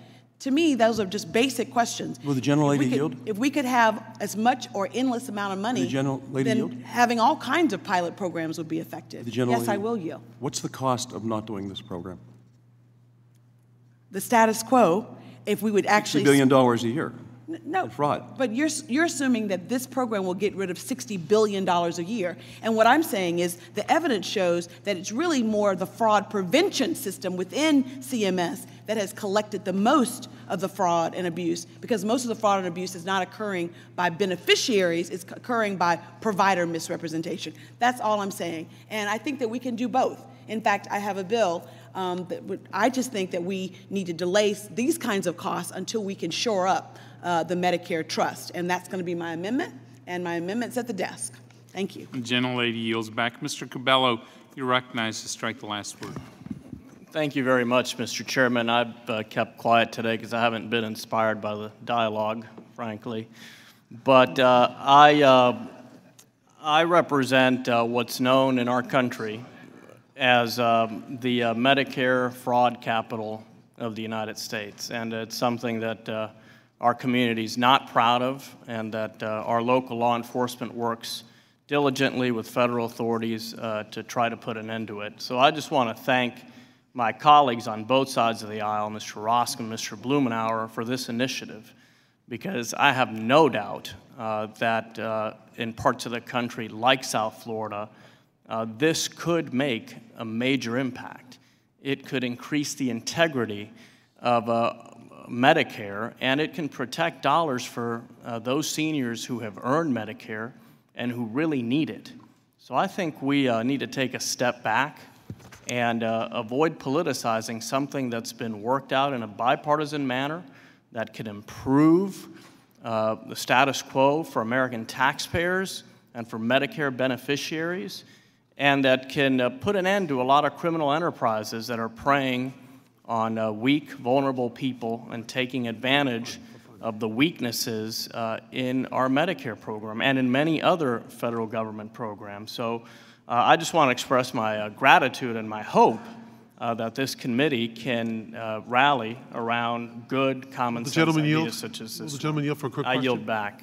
Oh, for a little. Gentleman yields back. Mr. Crowley, do you wish to strike the last word? Not at this point. It was just for fun. At this time. Are there I was any... actually inquiring as to who he found least inspiring, but he wouldn't take my question. I'm afraid to ask the same question, Mr. Crowley.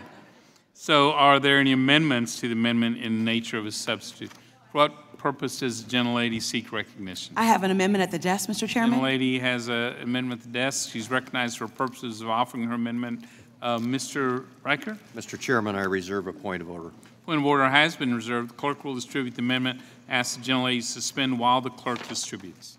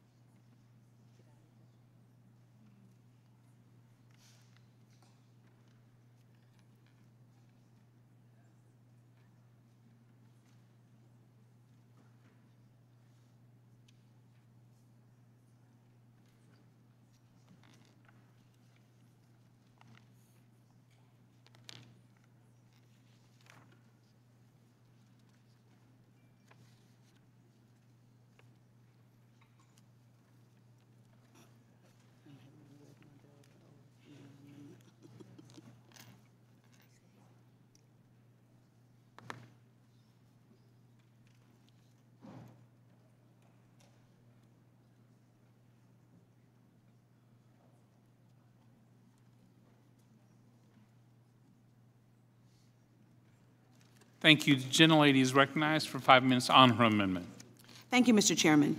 In December, Republicans passed a tax bill that gave nearly $2.3 trillion in tax cuts to the most privileged in this country. We know then, and we knew then, that the cost of those cuts would be borne by our nation's seniors and their health care providers.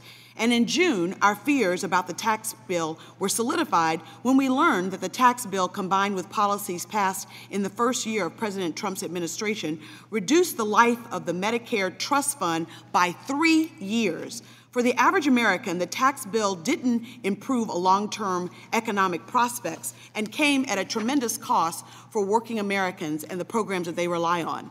My amendment today is quite simple. Under my amendment, the underlying bill would not go into effect until those 3 years of solvency have been restored to the Medicare Trust Fund. Make no mistake, the Medicare program is an economic engine in communities across this country. In many small towns in my district, where the largest employer is the local hospital and the majority of the residents are working class, low income, or elderly, it is clear that these communities would suffer without the added benefit that a Medicare program provides to seniors and their families. During the past several decades, thanks to programs like Medicare, the economic status of the elderly has improved exponentially. But so many continue to struggle, especially in districts like mine, where true retirement is out of reach for a majority of the working Alabamians that I represent. They reach Medicare eligibility age, and they are relieved that they finally have additional security that comes along with Medicare. And just last week, in my office, I received a telephone call from an electrician in Tuscaloosa. He said that he had a decent living with his family, but had fallen behind on his mortgage and ruined his credit in the process.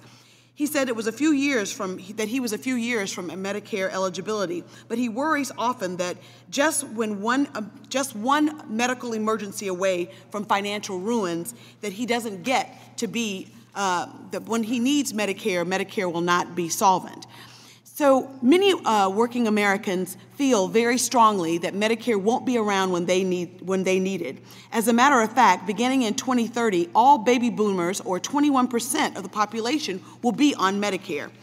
In the Inspector General's semi-annual report to Congress in 2017 and 2018, you will see story after story of entities and individuals that the Inspector General has prosecuted for defrauding the Medicare program.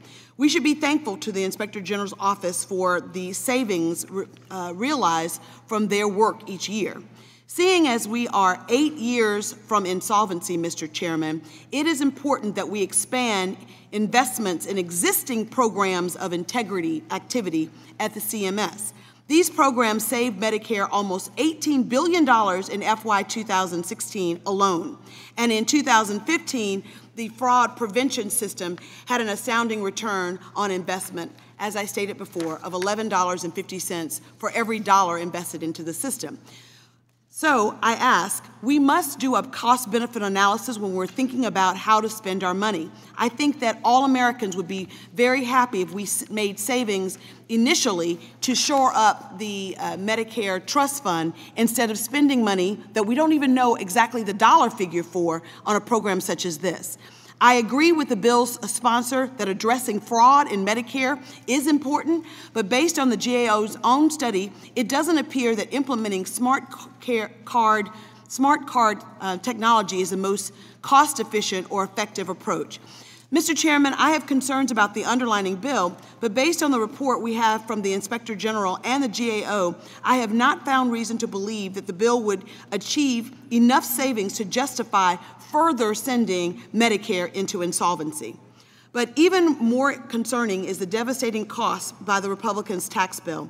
Lower payroll taxes means less money flowing into the hospital trust fund, and as revenue slips for hospitals as a result of the individual mandate repeal and fewer insured Americans, hospital costs will increase. First things first, let's shore up the insolvency of the Medicare Trust Fund for millions of Americans who rely on this program today. I urge your full support of my amendment, which would simply delay this program by 3 years until we make sure that we have the solvency of the Medicare Trust Fund. I yield back the balance of my time.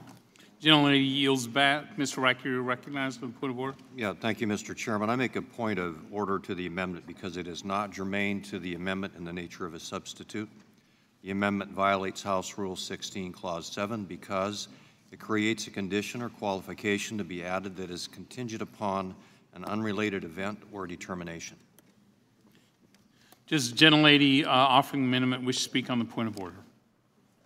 I would, Mr. Chairman. I just would say that I think that this is very germane. The reason why the amendment is relevant is because it would limit the timing of this bill coming into effect, but it is a timing that is certain. If we put in money to shore up the insolvency of the Medicare Trust Fund, then we'd have a lot more flexibility, I think, to spend money that we don't know exactly what we're spending by voting for the underlying bill because, as Ms. Murray said, it hasn't been calculated or it's unpredictable. I think that it's important that we get to the heart of what most Americans are concerned about, and that is making sure that when they've paid into a system that it's there when they need it. And the reality is that the Republicans' tax bill only added to the insolvency of Medicare by 3 years, and I think that it makes sense that we deal with the insolvency issue first as a first priority before we actually continue to spend money that we don't have for a program that so many Americans depend upon. And I yield back the balance. Gentleman yields back. I am prepared to rule. I might point out, I think the underlying claim that tax reform somehow harms Medicare is easily fact-checked. Truth is, the Medicare trustees report uses an outdated economic forecast. Pretends tax reform didn't happen, that the economic growth of the Obama years, that very slow, flat paycheck, 1.7, 1.8%, continues. But in truth, last quarter, our growth was 4.2%. And even the Congressional Budget Office makes the point that our economy over the next decade, which will be stronger since tax reform, adds $1.2 trillion in additional wages that are taxable for strengthening Social Security and Medicare. I might also point out that after tax reform that has kicked in for 2018, tax revenues are up this year in the federal budget, not down, increased, again, further strengthening our financial situation moving forward. The amendment is not germane to the amendment in nature substitute because it violates House Rule 16, Clause 7, by creating a qualification that is contingent on an unrelated event to the underlying bill. The point of order is sustained. Amendment is not in order. Can I appeal the ruling of the chair? The gentlelady does appeal the ruling of the chair. Mr. Roscom, or Mr. Riker? Move to table. Questions on the motion table to appeal the chair's ruling. All those in favor signify by saying aye.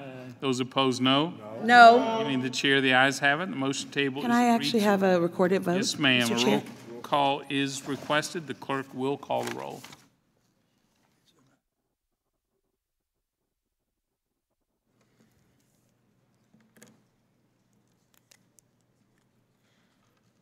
Mr. Johnson? Mr. Johnson, aye. Mr. Nunes? Aye. Mr. Nunes, aye. Mr. Reichert? Mr. Reichert, aye. Mr. Roscom? Mr. Roscom, aye. Mr. Buchanan? Aye. Mr. Buchanan, aye. Mr. Smith of Nebraska? Mr. Smith, aye. Ms. Jenkins? Ms. Jenkins? Ms. Jenkins, aye. Mr. Paulson? Aye. Mr. Paulson, aye. Mr. Marchant? Aye. Mr. Marchant, aye. Ms. Black? Aye. Ms. Black, aye. Mr. Reed? Aye. Mr. Reed, aye. Mr. Kelly? Aye. Mr. Kelly, aye. Mr. Renacci? Ms. Nome? Aye. Ms. Nome, aye. Mr. Holding? Aye. Mr. Holding, aye. Mr. Smith of Missouri? Aye. Mr. Smith, aye. Mr. Rice? Mr. Rice, aye. Mr. Schweikert? Mr. Schweikert, aye. Ms. Walorski? Ms. Walorski, aye. Mr. Curbello? Mr. Curbello, aye. Mr. Bishop? Mr. Bishop, aye. Mr. LaHood? Mr. LaHood, aye. Dr. Winstrup? Dr. Winstrup, aye. Mr. Neal? Mr. Neal, no. Mr. Levin? Mr. Levin, no. Mr. Lewis? Mr. Lewis, no. Mr. Doggett? Mr. Doggett, no. Mr. Thompson? Mr. Thompson, no. Mr. Larson? Mr. Larson, no. Mr. Blumenauer. Mr. Blumenauer, no. Mr. Kind. Mr. Kind, no. Mr. Pascrell. Mr. Pascrell, no. Mr. Crowley. Mr. Crowley, no. Dr. Davis. Dr. Davis, no. Ms. Sanchez. Ms. Sanchez, no. Mr. Higgins. Mr. Higgins, no. Ms. Sewell. Ms. Sewell, no. Ms. Delbene. Ms. Delbene, no. Dr. Chu. Dr. Chu, no.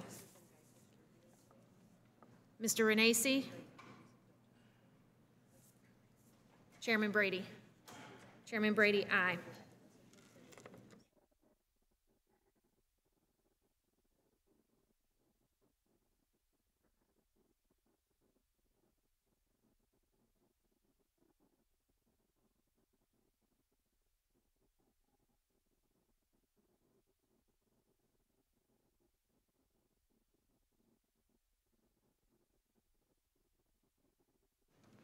Mr. Chairman. Clerk will report the vote. 23 yeas, 16 nays. Run that by me again. 23 yeas, 16 nays. There be 23 ayes and 16 noes. The motion to table is agreed to. Are there any other amendments to the bill? Mr. Chairman, I don't have an amendment, but I do want to strike the last word. So we are past that point in the proceedings. We question the technical corrections, call for striking the last words, move to amendments.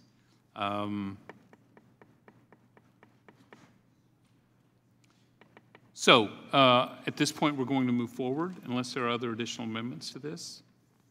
So we're going to vote on this bill. Tell you what, let's do this. Gentleman's recognized to go out of order, strike the last word, and add to this conversation. I thank you, Mr. Chairman, and I appreciate your respect for the opportunity to comment on this. There was a time when fiscal responsibility was the Republican trademark. I think that time ended about $2 trillion plus ago when we borrowed money for the tax bill. But we've now come to the point today where to ask the simple question, how much does a bill cost, is attacked as being somehow inappropriate.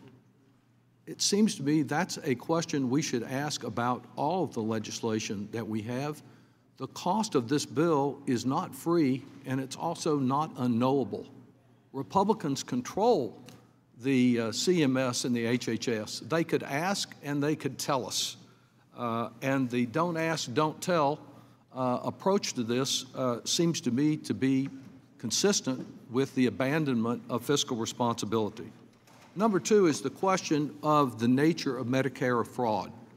One would think that we have a ready-made panacea here to address the figure that has been pulled out of a television broadcast of, I think it's $60 billion.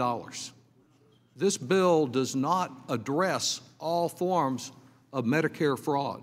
This bill will do absolutely nothing about rampant prescription drug pharmaceutical fraud.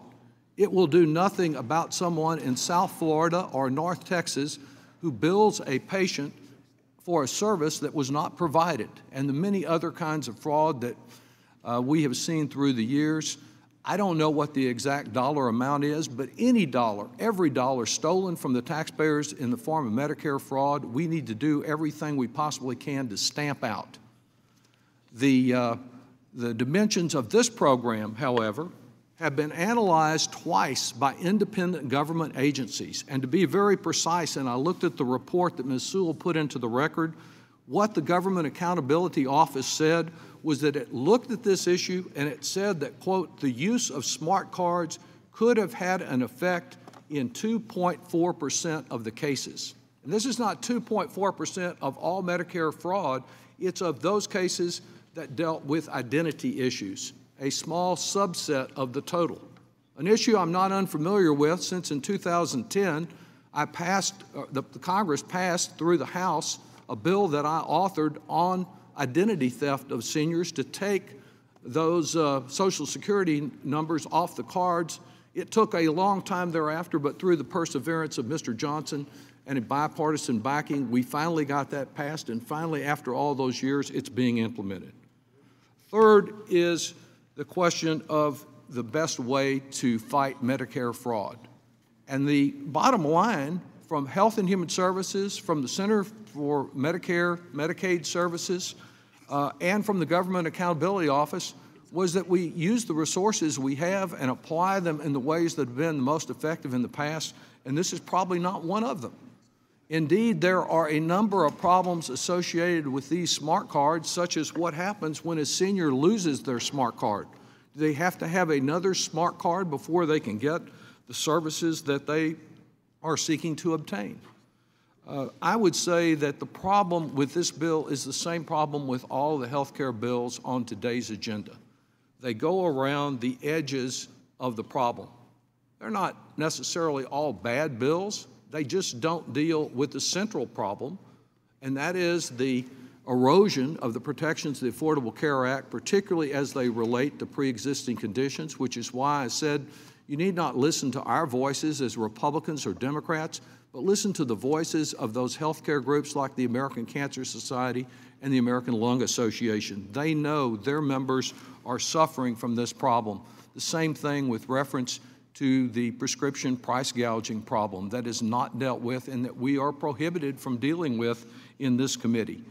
And so I think on balance, because we don't know the cost, because we have the evaluation in the past, I will vote no on this measure in hopes that we can find better ways of dealing with the Medicare fraud that all of us are opposed to, and more importantly, that we get to a point that we can deal with those central issues of how to strengthen the affordable care provisions so that all Americans get access to affordable care. Thank you, Mr. Chairman. Thank you, gentleman. Yields back. I thought the year that Congress abandoned fiscal responsibility was 2010. Democrats added $2 trillion to national debt in 1 year. And by the way, this year, tax revenues coming into Washington are higher than last year before tax reform. So if there are no further amendments, the question is on the adoption amendment in nature substitute. All those in favor signify by saying aye. Aye. Those opposed, no. And chair, the ayes have it. Amendment in nature substitute is agreed to. I'll now recognize Mr. Johnson for the purpose of offering a motion. Mr. Chairman, I move that the committee favorably report H.R. 6662 as amended to the House of Representatives. The question is on favorably reporting the bill H.R. 6690 as amended. All those in favor signify by saying aye. Aye. Those opposed, no. In the chair, the ayes have it. The motion is agreed to and H.R. 6690 is amended. Is order favorably reported to the House. 6662, excuse me, is amended. Is order favorably reported to the House. Without objection, I ask that staff be authorized to make technical and conforming changes to the bill, and that members have 2 additional days to file with the committee clerk supplemental, additional, dissenting, or minority views. Our next order of business is H.R. 6561, the Comprehensive Care for Seniors Act of 2018. I'll now turn to Ms. Walorski, bill sponsor, to give an opening statement. Thank you, Mr. Chairman. I want to urge my colleague to support H.R. 6561, the Comprehensive Care for Seniors Act of 2018. I introduced this bipartisan legislation with Representative Jenkins, Chu, Blumenauer, and Kind. I want to thank them for their hard work on this bill and their previous work on the issue. The programs of all-inclusive care for the elderly, commonly known as PACE, is a proven model for delivering high-quality, comprehensive, integrated, and coordinated community-based health care for seniors. It helps seniors whose health condition otherwise would land them in a nursing home to remain in the community for as long as possible by allowing them to see health professionals and social service providers at local PACE centers. In 2016, CMS released a proposed rule to update the original guidelines from 2006. This much-needed update would allow PACE programs to customize their interdisciplinary team around needs of each enrollee, provide more services in community settings outside of a PACE center, and give greater flexibility to partner with community providers.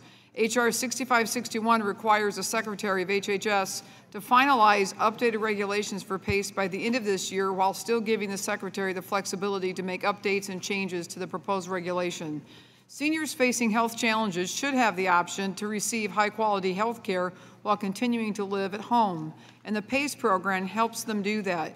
St. Joseph PACE in Mishawaka, Indiana, has proven this model of care is effective in improving health outcomes and quality of life. The PACE program is long overdue for an update, and this bipartisan common sense legislation will ensure improvements are made quickly so more seniors can live longer at home. I urge my colleagues to support this common sense bill, and I yield back the balance of my time. The gentlelady yields back. I'll now recognize Mr. Blumenauer, original co-sponsor bill, for purposes of an opening statement. We'll reserve that time for Ms. Blumenauer. When he returns, we'll now proceed to consideration of H.R. 6561 without objection. Measure will be considered as read and open for amendment at any point. This time I offer an amendment in nature substitute, which was distributed in advance, along with the green sheet explaining it. Without objection, the amendment in nature substitute shall be considered as read, open for amendment at any point. Consider base text for purpose of amendment. I'll now turn to Emily Murray, the Staff Director for the Health Subcommittee, to provide the technical description of the amendment in nature as substitute, with an emphasis on the changes made since introduction. I ask that members hold their questions until after her presentation. Ms. Murray. Thank you, Mr. Chairman and Ranking Member Neal. H.R. 6561, the Comprehensive Care for Seniors Act of 2018, was introduced by Representatives Walorski, Blumenauer, Jenkins, and Chu. This legislation would direct the Secretary of Health and Human Services to finalize proposed regulations impacting the Program of All-Inclusive Care for the Elderly, or PACE, no later than December 31st, 2018. The bill would also provide the Secretary with the flexibility to make updates and changes to the proposed regulation based on stakeholder comment. As noted on the green sheet, the Chairman's amendment makes technical corrections to the legislation's long title, Section 2 heading, and ensures the Secretary's flexibility is properly interpreted by the Centers for Medicare and Medicaid Services. Mr. Chairman, that completes my walkthrough, and I'm happy to answer any questions. Thank you. Are there any questions about the amendment in the nature of a substitute? Does anyone wish to strike the last word? Dr. Chu, you recognize to strike the last word. Yes, Mr. Chair, I would like to offer my support for H.R. 6561, which would direct CMS to finalize the program for the All-Inclusive Care for the Elderly, or PACE rule. I'm a co-sponsor of this bill because, like so many on this committee, I've seen firsthand how PACE programs successfully serve seniors in my district. My district in Southern California is serviced by Ultimed, a PACE provider, for over 20 years.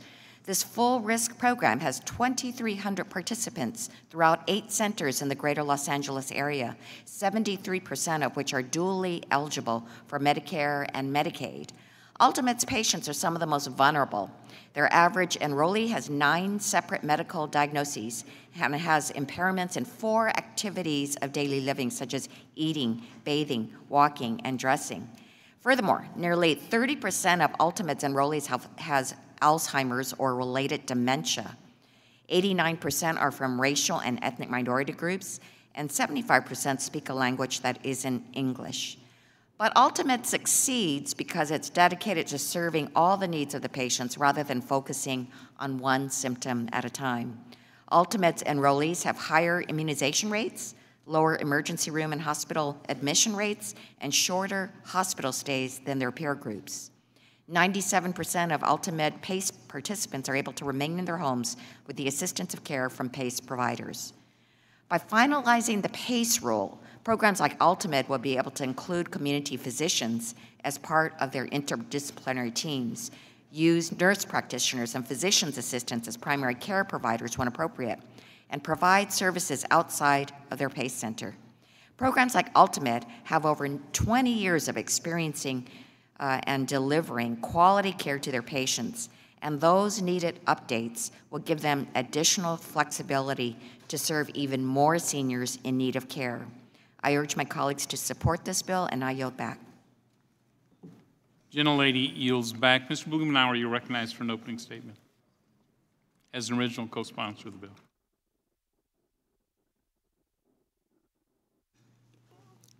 Thank you, Mr. Chairman. Identify strongly with what Congresswoman Chu said a moment ago. This is an important area where we have an opportunity to be able to help these agencies be able to adapt their service delivery models and financing to participate and to contribute to the changes in healthcare. PACE programs need flexibility to adapt their care model and pilot new services. Now, we had a regulation published August 16th, 2016, proposing the changes to the PACE model to provide the flexibility for the interdisciplinary teams. The regulation represents the first major proposed update to the PACE program in a dozen years. There is massive, widespread congressional support.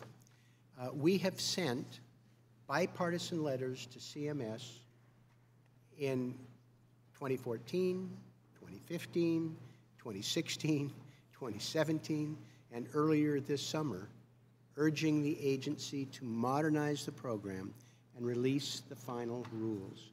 It seems to me this is the least we can do, and I won't prolong it further, but just hope that we can move forward and our friends at CMS will get the message and follow through on what is all teed up and ready to go. Yes, sir. Thank you, Mr. Blumenauer. Yields back. Does anyone else wish to strike the last word? Are there any amendments to amendment, nature, or substitute? If there are none, questions on the adoption of amendment, nature, or substitute, all those in favor signify by saying aye. Those opposed, no. Opinion of the chair, the ayes have it. Amendment, nature, substitute is agreed to. I'll now recognize Mr. Johnson with the purpose of offering a motion. Mr. Chairman, I move the committee favorably report H.R. 6561 as amended to the House of Representatives. The question is on favorably reporting the bill H.R. 6561 as amended. All those in favor signify by saying aye. Those opposed, no. Opinion of the chair, the ayes have it. The motion is agreed to, and H.R. 6561 as amended is ordered favorably reported to the House. Without objection, I ask the staff be authorized to make technical and conforming changes to the bill. The members have 2 additional days to file with the committee clerk supplemental, additional, dissenting, or minority views. Mr. Chairman? Mr. Blumenauer. Could I have unanimous consent to submit a letter from the National PACE Association in support? Yes, without objection. Thank you very much. Thank you. I think the key to moving bills is to have you and Ms. Walorski working them. Seems to be the key here. Our next order of business is H.R. 3635, Local Coverage Determination and Clarification Act of 2017. I'll now turn to Ms. Jenkins, the bill's sponsor, to give an opening statement. Ms. Jenkins. Thank you, Mr. Chairman. I'm pleased today to see our committee mark up legislation that improves patient care and access within our healthcare system. Of particular interest is H.R. 3635, the Local Coverage Determination Clarification Act of 2017. This legislation, which I introduced along with Congressman Kind, will improve transparency and boost accountability in the Medicare local coverage determinations process, as well as ensure access and care for our nation's seniors. The intent of the bill is to ensure that coverage decisions are made by qualified health experts, are transparent, and are based on sound medical evidence. The changes in the bill will ensure that medical and scientific evidence is not used selectively to deny appropriate coverage to seniors. Furthermore, these reforms are necessary to ensure that local coverage decisions include physicians' medical judgment and that no decisions are made that inadvertently deny patients access to necessary care. Although I'm pleased about moving this legislation forward, there is a provision in the original legislative text that was removed due to concerns from my friends across the aisle. They believe it would create burdensome barriers to Medicare administrative contractors looking to apply local coverage determinations to different jurisdictions. The intent and purpose of that provision was to ensure that any flawed local coverage determinations were not being spread throughout other jurisdictions. Additionally, I wanted to ensure that there would be development of local coverage determinations that are appropriate for specific regions. What might work in one region might not necessarily work in another, and I hope that we'll all share these concerns and look forward to this conversation continuing past our committee action here today. With that being said, I am glad that the text we have here today takes steps to improve the process and brings transparency. It protects access for Medicare patients. This committee conducted a series of red tape relief roundtables where we heard the concerns and the needs for changes for the local coverage determination process, and I hope that all our colleagues will support this bipartisan legislation as Congress continues to take steps to improve access and care for all Americans. With that, Mr. Chairman, I will yield back. Gentlelady yields back. I now recognize Mr. Kind, original co-sponsor bill, for purposes of an opening statement. Thank you, Mr. Chairman. I appreciate the committee considering 3635, the Local Coverage Determination Clarification Act, and I've been pleased to work with my good friend, Ms. Jenkins, in advancing this legislation. The bill will improve coverage determination process followed by Medicare administrative contractors, or MACs, when making these local coverage decisions. The decisions do affect millions of Medicare beneficiaries and impact critical access to innovative technologies and procedures. Under the bill, MACs will be required to have open and public meetings, disclose rationale and the evidence used to make the local coverage determination, and provide beneficiaries and stakeholders with meaningful reconsideration processes. This legislation will make meaningful improvements to the local coverage determination process, and I encourage my colleagues to advance it today. I yield back. The gentleman yields back. We'll now proceed to consideration of H.R. 3635. Without objection, the measure will be considered as read and open for amendment at any point. This time, I offer an amendment in nature to substitute which was distributed in advance, along with the green sheet explaining it. Without objection, the amendment in nature of substitute shall be considered as read, open for amendment at any point, considered base text for purpose of an amendment. I'll now turn to Emily Murray, Staff Director for the Health Subcommittee, to provide the technical description of the amendment in the nature of a substitute, with an emphasis on the changes made since introduction. I ask that members hold their questions until after her presentation. Ms. Murray, you're recognized. Thank you, Mr. Chairman and Ranking Member Neal. H.R. 3635, the Local Coverage Determination Clarification Act, was introduced by Representatives Jenkins and Kind. The legislation would establish transparency, certainty, and consistency for Medicare beneficiaries and providers by codifying and improving the process through which Medicare administrative contractors, or MACs, make local coverage determinations, or LCDs, which impact beneficiaries' access to technologies, procedures, and services in the Medicare program. Specifically, the bill would modify in statute the LCD development process through requiring upfront disclosure on rationale and evidence used for making determinations, open meetings, and a comment period, including input from an expert panel. It would also create a meaningful reconsideration process and options for appealing the coverage determination through the Secretary of Health and Human Services. As noted on the green sheet, the Chairman's amendment makes the following changes in addition to technical corrections. It removes a provision that placed a limitation on a MAC from using an LCD from a different jurisdiction without independently evaluating evidence for such an LCD in order to address concerns with additional burden. It removes the creation of an ombudsman due to similar policy being enacted as part of the 21st Century Cures Act. Requires an annual report on requests and actions taken with respect to reconsideration by the MACs and appeals to the Secretary of HHS. And finally, the amendment updates the implementation dates. Mr. Chairman, that completes my walkthrough, and I'm happy to answer any questions. Thank you. Are there any questions about the amendment and the nature of a substitute? Does anyone wish to strike the last word? Mr. Kind, you're recognized. Thank you, Mr. Chairman. I seek recognition in order to engage in a colloquy with the chair. The gentleman is recognized. Thank you. I'm pleased the legislation, the Local Coverage Determination Act, is being considered today, and I appreciate the work that you've done to move the bill forward. The original LCD bill had a provision that would have required each MAC to independently evaluate another MAC's scientific evidence before adopting that MAC's coverage policy. I understand that provision has been removed from the original bill in order to move the legislation forward today. I want to emphasize that allowing MACs to adopt another MAC's LCD undermines the LCD process and allows the agency to turn local coverage determinations into national coverage policy and avoid going through the more rigorous national coverage determination process. Therefore, Mr. Chairman, I hope that we can continue to work together to consider additional improvements to the bill before it has a chance of reaching the floor. I'd be happy to yield. Thank you, Mr. Kind. Yes, as we prepared for this markup, several changes were made to ensure a bipartisan path forward. The amendment in nature substitute does include some technical fixes, as well as one change that I want to address. As you note, a section of the underlying bill would require contractors to consider medical research when making determinations that are similar to those made in other regions. This section was removed due to what I understand as concerns over added burden that could slow down the contractor processes. While we move forward without this provision today, I want to stress that each contractor should make every effort, review all available research, and accept stakeholder comment for an appropriate amount of time when replicating coverage determinations from other contractors, particularly diagnostics. Mr. Kind and Ms. Jenkins, I look forward to working with you both and the stakeholders to come to a consensus on pieces that are not moving forward today. Thank you, Mr. Chairman. Gentleman yields back. Does anyone else wish to strike the last word? Are there any amendments to the amendment in the nature of substitute? If there are none, the question is on the adoption amendment in nature of substitute. All those in favor signify by saying aye. Aye. Those opposed, no.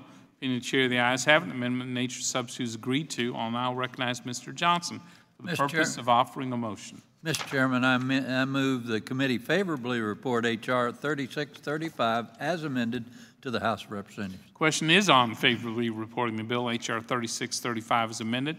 All those in favor signify by saying aye. Aye. Those opposed, no. Opinion of the chair, the ayes have it. The motion is agreed to, and H.R. 3635 is amended. Is ordered favorably reported to the House. Without objection, I ask the staff be authorized to make technical forming changes to the bill. Members have 2 additional days to file with the committee clerk supplemental, additional dissenting, or minority views. We will now proceed to consideration of H.R. Resolution 1018. Without objection, the resolution will be considered as read and open for amendment at any point. Does anyone wish to strike the last word? Mr. Pascrell, you're recognized. Thanks, Mr. Chairman. Let me get my stuff out. There it is. I think, Mr. Chairman, chaos is a strong enough word for what is going on in the administration. We need strong trade enforcement and fair rules on a global stage. This is why we're introducing this resolution of inquiry. We need to crack down on trade cheaters like China. On that, we can agree. And I've spoken at length on my support for tariffs being used as a tool in trade enforcement, but not as a weapon, but a targeted and temporary tool, by no means a sledgehammer. But in the last 6 months, the administration has put in place tariffs on up to $47 billion of steel and aluminum imports under a national security law. The President announced he was going to use the same law to potentially impose tariffs on automobile imports. Separately, they put in place tariffs on $50 billion of imported goods of all kinds from China, from the data and intellectual property theft. The administration is now in the final week of a public comment process to determine an additional $200 billion of imports from China. If these go forward, we'll end up with more than half our total imports from China being subject to tariffs. This resolution is a function of our oversight responsibility as Congress. Checks and balances. There is nothing, as far as I'm concerned, more important in the Constitution. Trade authority rests in Congress, ultimately. Article 1, Section 8. We need to take the reins and seek a sensible strategy here. The approach is simple. This resolution required the White House to transmit to the House of Representatives any documents or communications relating to 3 different issues that have been particularly chaotic or lacking in transparency. First issue is Section 232 tariffs on steel and aluminum. Chinese overcapacity in these sectors has been a long-standing problem, and I've been supportive of taking effective action to support U.S. workers and firms harmed as a result. I appreciate that the Trump administration has taken action, but they've gone about it in a way that has undermined support for the relief provided to U.S. workers and firms. This resolution requires the White House to transmit information regarding the administration's decision to impose global rather than targeted tariffs of 10 and 25%. The Department of Commerce's report suggested tailored and carefully calculated remedies. That's what they said. Yet, the President ended up imposing tariffs on all countries at higher levels than called for. So we need to know why. I've asked for answers already from this administration, but have yet to receive an adequate answer. The second issue, Section 301. That investigation and the tariffs being imposed as a result. The resolution would require the White House to provide the House with documents related to the Trump administration's strategy for negotiations with the Chinese government to resolve the technology transfer and intellectual property problems that the USTR identified in its report. A large part of the purpose of this request is to determine whether the administration even has a strategy.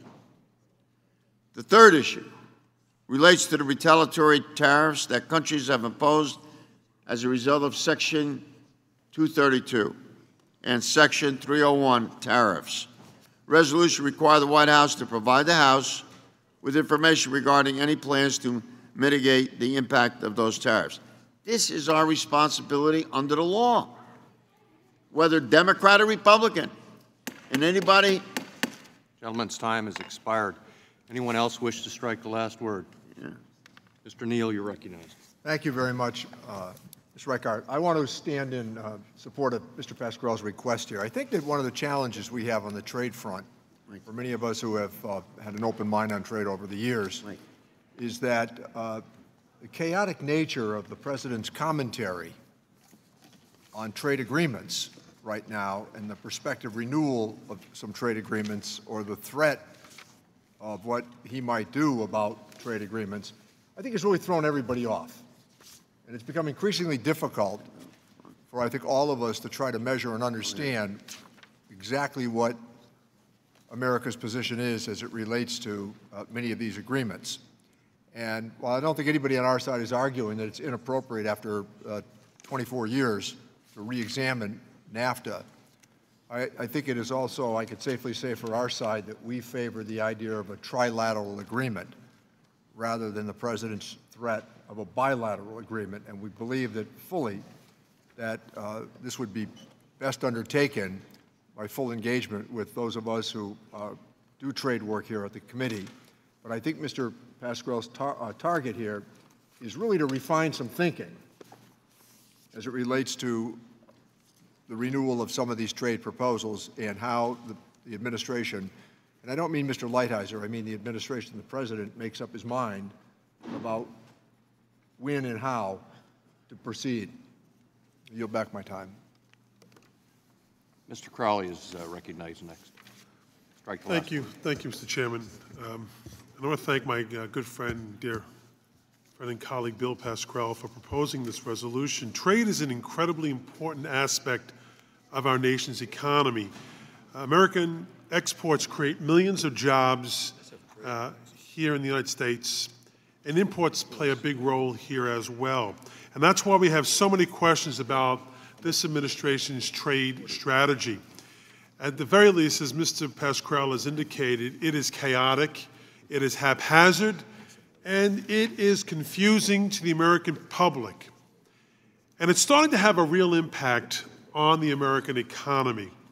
Look, we all know that China isn't playing by the rules. They aren't the only ones, by the way. I didn't vote for permanent normal trade relations with China. I didn't think then that they were politically nor economically mature enough to be dealing with us on a par. And that has turned out, unfortunately, I believe, to be true. I think we do need to take action to get China to play on a level playing field. That's in America's interest, and I hope it's in China's interest as well. But it's quite unclear whether the administration has an end game in mind or not. The administration has not, in my opinion, prepared the American people for the ramifications of these tariffs. And it's quite unclear why the administration imposed global tariffs on steel and aluminum instead of targeting countries like China directly. We're not the only ones wondering what is going on. Businesses and workers throughout the economy are wondering what's happening as well. And many of them are beginning to pay the price for these decisions. That's the mark of someone like President Trump. He might act tough, but somehow others always end up paying the price. It's replete throughout his career in the private sector. So this measure before us today would be a small but important step towards shedding light on what is exactly going on. What is the administration's plan? We need to hear from them directly. This committee is supposed to provide oversight on trade policy. We have not seen we've seen very few administration witnesses come before this committee. And it's getting the information we need that's critical right now. So I strongly urge the passage of this measure. And if the gentleman from New Jersey would like me to yield him the last 2 minutes of my time, I'd be happy to do that. Thank you. Mr. Chairman, thank you. Mr. Chairman, I would like to submit now before I finish the record, the letters and questions for the record that I've written over the past months. I want to submit that into the record because this is chapter and verse, and I will not let you down by giving you how many times we have tried to change the ACA. When I say something, I mean it and I follow through. So these are the first batch of letters that I want to present to you, sir. And these letters reflect 70 different, how many letters are these? What is it? There's at least 8 or 9. So those are 8 or 9 separate pieces of legislation? Yes. No. This letters. This is Right. for how many requests I've made to the administration and to this committee to get administration before us in public to answer questions about trade. Great. Thank you, Mr. Pascrell. Without objection. Thank you. Now, to my surprise, the administration announced the plan to provide aid to farmers. I'm an urban guy, but I came here to help farmers. That's my record. Aid to farmers that have been impacted by retaliatory tariffs, and there's a lot of them. And they've been told by the guy down in the White House, we'll get to you. Don't worry, just hold on. We even had a group which none of us were invited to, but Republicans were invited to. We need more details about this plan. And we need to know whether the administration has any other plans to address the harm caused by retaliation. Our trading partners have not been shy about announcing their plans to retaliate. The retaliation was not just predictable, but it was broadcast. We need to know whether the administration realized it had a responsibility to avoid or blunt the impact. The gentleman's time has expired. And Mr. I'm not Doggett, finished yet, but I'll be back. You're recognized Thank you very much. Resolution. Thank you very much, Mr. Chairman. These documents that are called for by this resolution are all the more necessary because there has been a dereliction of duty by the majority concerning trade policy. And it's harmful to business, consumers, and to workers. They really don't believe in oversight. What we in fact have is overlook. Overlook again and again, overlook day in, day out, overlook the wrongs, the tweets, the erratic inconsistencies of what most recently has been called Crazy Town. Since the announcement by President Trump of tariffs on steel and aluminum, we still have received absolutely no justification regarding why he chose to apply the 25% tariff on steel and the 10% on aluminum to apply it to everyone, our closest ally and our most dangerous adversary. On March the 22nd, in this room, when Commerce Secretary Ross appeared, I asked him about this and why he and the administration rejected the targeted approach that Secretary Ross had advocated in his report to the President. The Secretary and the rest of the Trump administration have refused to answer right through today, but the answer that is suggested by their actions is very troubling. The targeted approach, which President Trump rejected, would have put very high aluminum tariffs on just 5 countries. And listen to who they are: Russia, China, Hong Kong, Venezuela, and Vietnam. That was the approach they could have taken. That was one of the recommendations of Secretary Ross to President Trump. It would have allowed our allies to bring in the same amount of aluminum as before, tariff-free, while still addressing the overcapacity issues that are very real, that hurt our domestic industry. But instead, Trump treats Canada the same way as tyrannical Venezuela, and Germany the same as his corrupt criminal pal Putin. Of course, Russia is home to the second largest aluminum company in the world, Rusal. And Rusal is a company that was sanctioned by the United States, headed by a sanctioned individual named Oleg Deripaska, who's been accused of extortion, racketeering, illegal wiretaps, money laundering, and even ordering the murder of a business rival by our own Treasury Department. Treasury further noted that quote, Deripaska has said that he does not separate himself from the Russian state. He is known as Putin's oligarch. The second largest shareholder, Viktor Vekselberg, was also sanctioned for his proximity to Putin and support for Russia's malign activities around the world.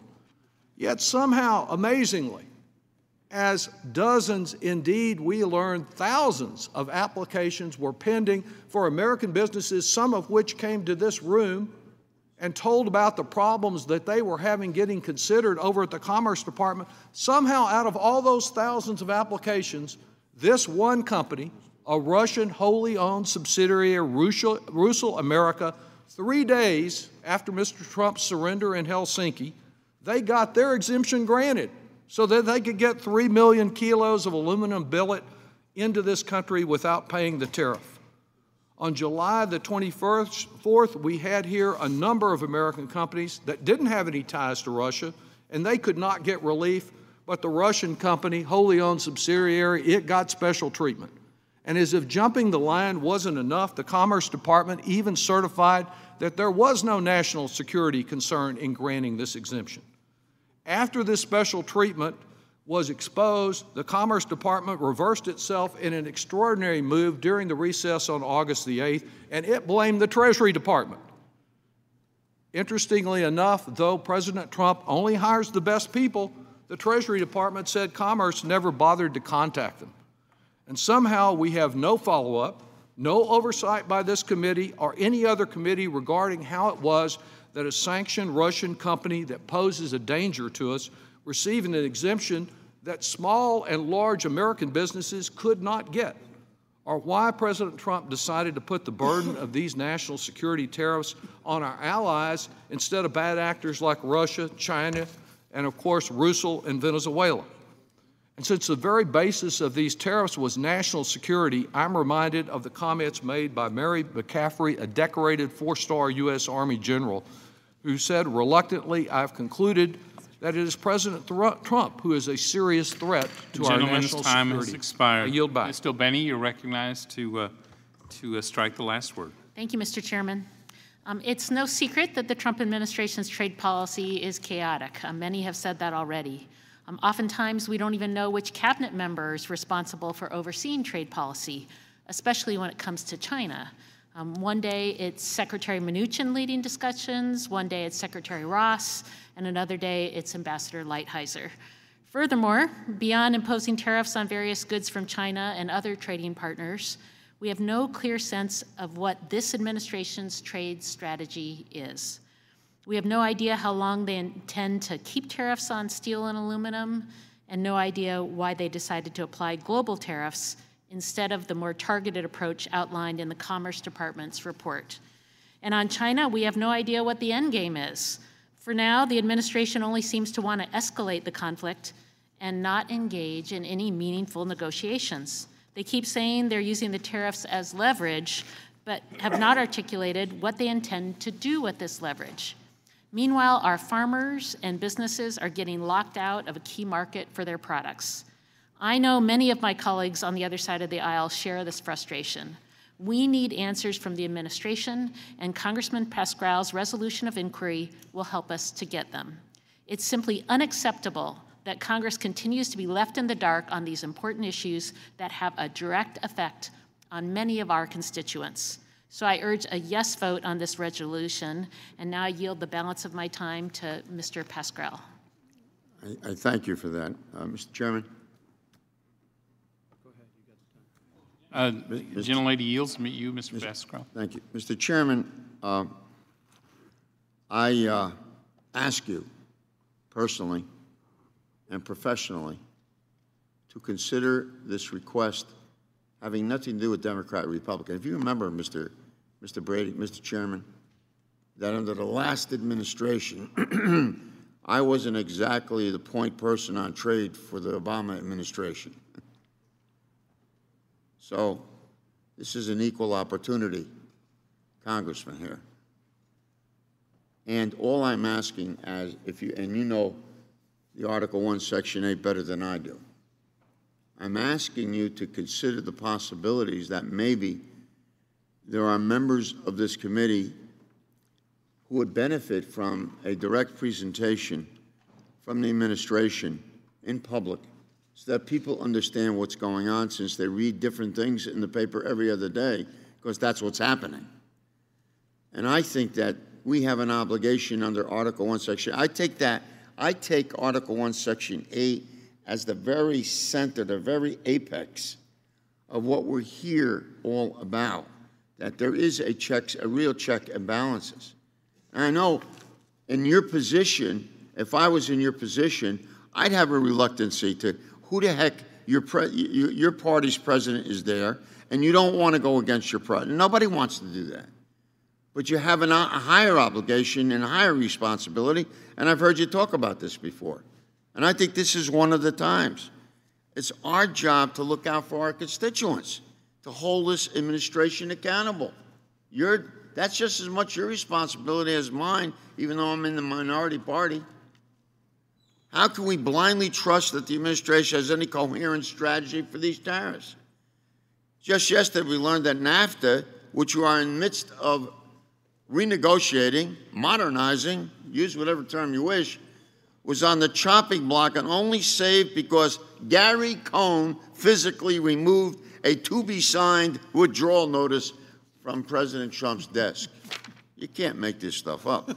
Yet Republicans have refused to provide a modicum of oversight over an historically chaotic and corrupt administration. Last week, Mr. Trump bragged to reporters that he had no plans to compromise with Canada on NAFTA, that a deal would be totally in our terms, and that it would be so insulting to them, those Canadians, who fought with us in every damn war over the last 40 years.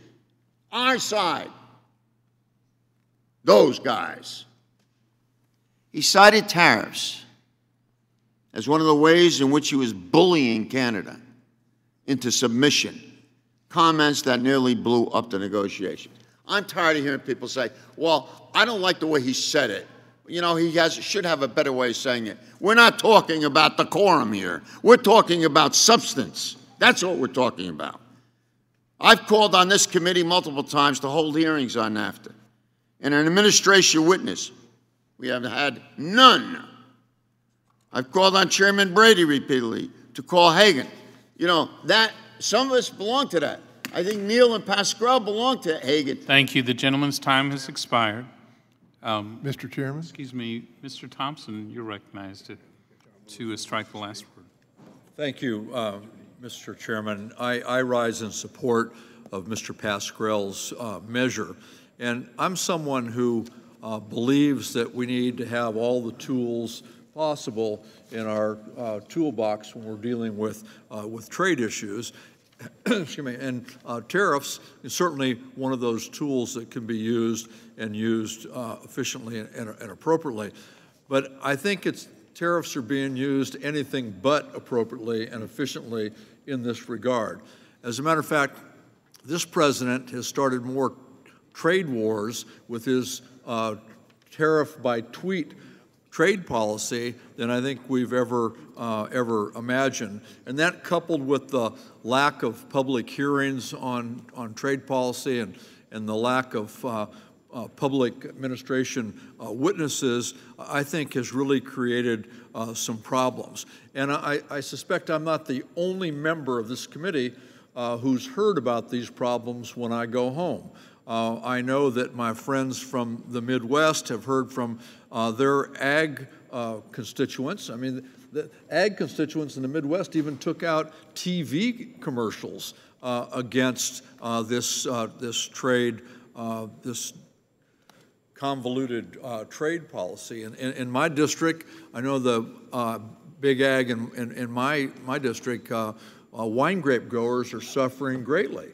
They're confronted with a retaliatory 35% tariff on wine exported to China.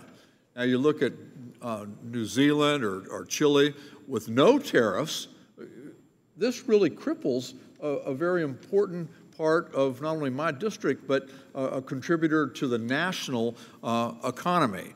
We've seen what's happened with one growing industry in all of our districts, and that's the growth of e-bikes, something that promotes both a different mode of transportation and a healthy means of transportation. That industry is the growth industry in this particular sector of transportation, and they have come to an absolute screeching halt. I had someone in my district the other day that said that he had a $130,000 order from China abruptly canceled, and they said it's because of these tariffs. I think it's important for us to understand or try to make sense of what this trade policy that's coming out of this administration is about. We should be able to have better transparency, more disclosure, and I think it's important that we do it and do it quickly. I'd like to yield the balance of my time to Mr. Pascrell. Thank you, Mr. Chairman. I've called on this committee multiple times to hold hearings on NAFTA and to have administrative witnesses here. I've called on the chairman repeatedly to call on Hagan. That is the House Advisory Group on negotiations. There is such an animal. I happen to serve on it. Mr. Neal serves on it. And a couple of the guys and gals on the other side serve on it. I don't know what that committee's doing. We've never been called lately. It's out there someplace. Hagon. But we have not had any since before NAFTA negotiations began. No hearings. I've asked for hearings on the administration's China trade policies. You asked too much, Pascrell. I've submitted for the record copies of these requests, and I will continue to press the point. We need to do our jobs. Just over the weekend, the president again threatened to withdraw from NAFTA, as I said before. This is not acceptable. And I must say this, that the president made one great choice in the 16 months he's been around here. He chose Mr. Lighthizer, who I think has done a great job. It'll never come to light because he never speaks in public in front of us because you never asked him to. He's trying to do a job. I really believe that. I say that as a Democrat on the subcommittee and on a total committee here. I think he's trying to do a job. I think Maloney is second in command. I think he's trying to do a job. They got a lot of work. They don't have that big of a staff. They're going from China, they're going from NAFTA, they're going. Next thing we know, we're trying to make plans with Vietnam.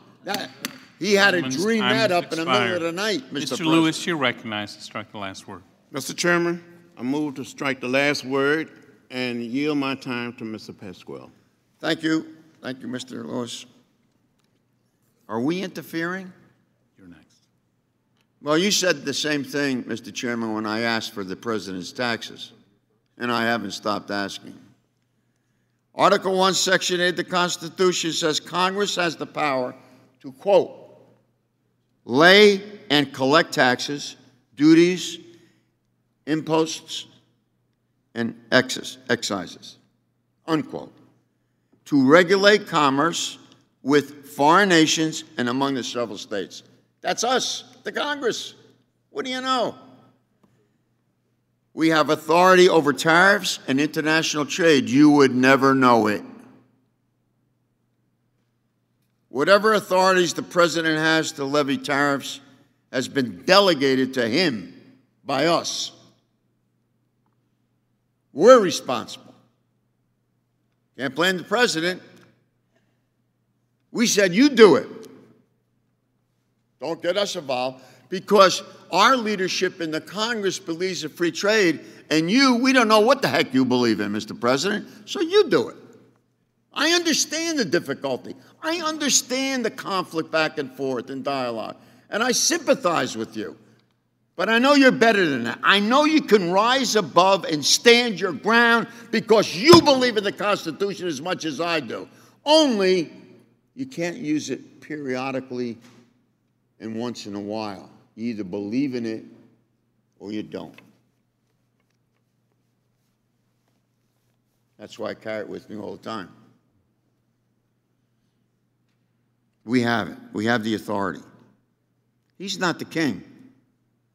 You're the king, Mr. Chairman. He's not. We forget that at our own peril. I urge my colleagues to join me in supporting this resolution and starting to bring some coherence to the chaos of this administration's trade policy. And it's chaos because you know you have ambivalent feelings about it. This resolution of inquiry deals with accountability and a lack of a strategy.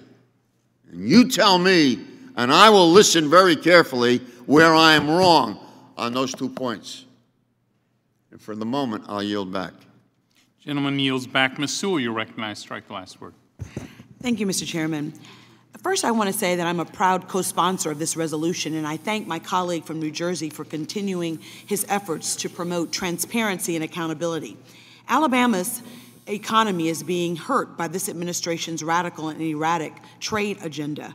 Over 560,000 jobs in Alabama are supported by trade. This includes more than $3.6 billion in Alabama exports to China, $4.14 billion in exports to Canada, and $2.9 billion in exports to Germany. I have auto workers and farmers in my district who have become victims of the Trump tariffs. And when they ask me why this administration is threatening their jobs and their livelihoods, I can't give them answers. I can't give them reassurance that this administration has a long-term strategy or even an end game to stop this trade war. Moreover, I can't tell them that the president and his advisors have made any attempts to plan for or mitigate the impact of retaliatory tariffs from China.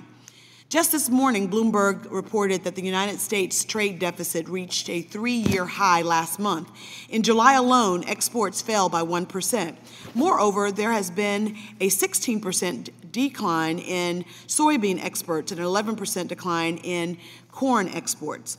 I know that many of my friends on the other side of the aisle share my concern and are seeing the negative impacts of tariffs in their districts. The American people deserve an explanation. They deserve to know why the Trump administration seems obsessed with imposing tariffs.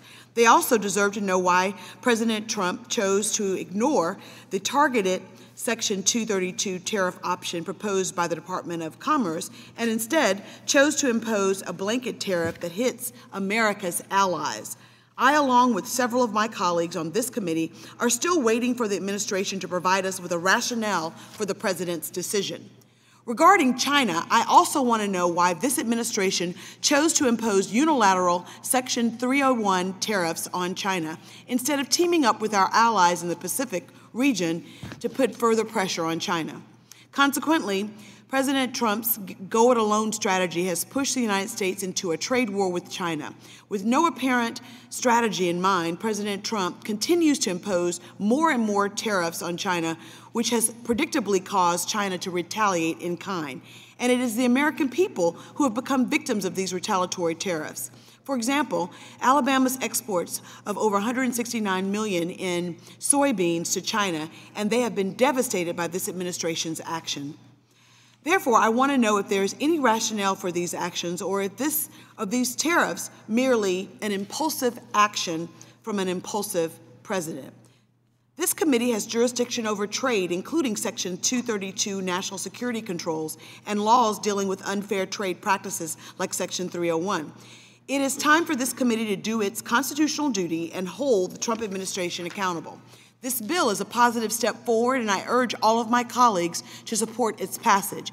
That this committee should be doing much more to hold this administration accountable for its reckless and misguided trade policies. We should be holding hearings and providing administration officials testimonies before us. As has been said time and time again on this side of the aisle, we deserve better as Americans. We should have better as Americans, and we, this committee, should be doing more to make sure that this administration is held accountable and transparent. Thank you, and I yield back the balance of my time. Gentleman yields back. Mr. Rice, you're recognized. Strike the last word. Thank you, Mr. Chairman. Let me try to do what I can do to clarify the administration's strategy, and I think it's pretty clear. The United States has the most open borders of any country in the world. And other countries have designed their trade policy to take advantage of American workers. Does anybody here on the other side of the aisle doubt that China has acted against the interest of the American worker? Does anybody doubt that? You know, I've talked to politicians and business leaders and regulators and across the spectrum. I've yet to find anybody who argues that point. And maybe Mr. Pascrell hasn't gotten notice of it, but I believe Mr. Lighthizer is supposed to be here in front of this committee tomorrow. Tomorrow, I think at 3 o'clock. And he has been here in public and in private on numerous occasions up until now, as has Mr. Ross. So I think, you know, I want to ask you a question, Mr. Pascrell. If you are in a high-stakes poker game and you're the last one left and your opponent goes all in and he asks you if he, or you go all in and your opponent asks you to show you his hand before he decides if he's going to bet, what are you going to do? Yeah, and I want you to answer that. Chairman? I want you to answer that. Gentleman has yielded you, Mr. Pascal. Thank you. Thank you. Are you going to show your opponent your hand? I'm sorry? Are you going to show your opponent your hand before he bets? You want to answer for me, or you want me to answer? I'm asking you, are you going to show your opponent your hand before he bets? I know where you're coming from. I know you believe that, before I answer the question, I know you believe the president could do no wrong. So let me answer it in that vein. No. Just answer the question. Would you show your opponent your hand, yes or no? I'm going to answer the question. Okay, I'm waiting. Because if you're in negotiations and trade, let me teach you something about trade since you want to. I'm sorry, I can't give you all my time. I reclaim my time. Gentlemen, the point is. I'll answer it later. The point is that whether you're playing poker or whether you're in high stakes, I'm a good poker player. You do not disclose. Let the gentleman suspend Ms. Pascrell. I am a good poker player. Mr. Rice, so we will stipulate to that. Now, if you could be a good Mr. Chairman, listener. I object. He is not a very good poker player. All in favor? So, Mr. Rice, you have the floor in our rapt attention. You do not disclose your complete negotiating strategy, obviously, and you don't disclose where your bottom line is. You want to get the best deal that you can for the people that you represent, in this case, the American worker. And I think it is amazing how far we've come and how quickly we've gotten here. You know, the president announced these tariffs, I think they applied in March. And here we sit in September, 6 months later. These countries have advantages over the American workers and over the American economy. Do you think that they are going to walk in and just say, you know what, you're right, we give that up? Of course they're not. Pressure has to be applied. And the president has applied pressure, and the Congress has been notified we have an agreement with Mexico now.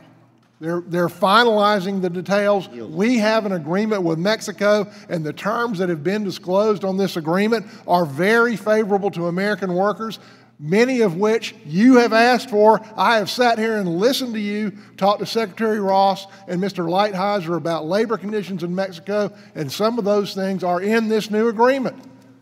How do you know that? And I have sat here and listened to you talk about China taking advantage of us on intellectual property, and the president is working toward those. These things, these steps, these agreements these problems have been long overlooked and have been needed to, we've been needing to address them for decades. Our lack of attention to these things over the last 30 years has absolutely cost the American middle class. I'm proud of the president for taking this on. I don't like tariffs, I don't like retaliation, I don't like subsidies, but I will tell you, the American middle class, once this process is over and we have a fairer trade system, the American middle class will be better off. Gentleman's I yield time back. has expired. We've had a good, thoughtful discussion, at least a fulsome discussion. Votes will be called in about 5 minutes' time. So if each member can make the points concisely, I think we have a chance of finishing this out. Ms. Chu, you're recognized to strike the last word. So I've got kind. I offer my support of Mr. Pascrell's resolution. The rollout of tariffs by this administration has been so unpredictable and so chaotic, there's no clear sense for whether this administration even has a strategy. Many countries, including China, have issued retaliatory measures against the U.S. that have taken businesses, manufacturers, retailers, and other key industry stakeholders by surprise. The impact of these policies can be immense, and that's why I believe that there should have been a carefully planned out strategy with input from stakeholders and considerations on how certain industries would be impacted. I've received letters about the way businesses in my district have been impacted. These businesses were unable to adjust their business models and plan for the potential impact of the tariffs because the administration did nothing to communicate their strategy or plans. The first letter is from iRobot, a company that employs 675 American workers. It maintains a research and development center that employs leading engineers and scientists in the field of robotics, artificial intelligence, and machine learning in Pasadena, in my district in California. They are the inventors of the popular Roomba robotic vacuum, which is manufactured in China. Because of the 301 tariffs against China, iRobot will have to pay 25% in retaliatory duties when they import their own product for sale to the U.S. Another constituent who lives in Glendora, California, wrote to me about the effect the tariffs are having on her husband's business. He's the president of Lighting Technologies International, a company that employs 200 people and manufactures xenon lamps for cinema lighting. This company produces the bright white light needed for movie projections at AMC and IMAX theaters. All the company's manufacturing, engineering, and business operations are centralized in California. However, many of the raw materials used to make the bulbs come from China, and because of these tariffs, the cost of producing these important light bulbs will increase exponentially. My constituents are worried that these rising costs will put them out of business because they have other foreign competitors who are not subject to the 301 tariffs. A small business owner also reached out to me from Altadena, California. She and her husband run a handbag business and already pay a duty of 18 to 20% when importing these bags into the U.S. An additional 25% import fee will push them out of the market as they struggle to compete with larger businesses who can afford to not raise prices for buyers.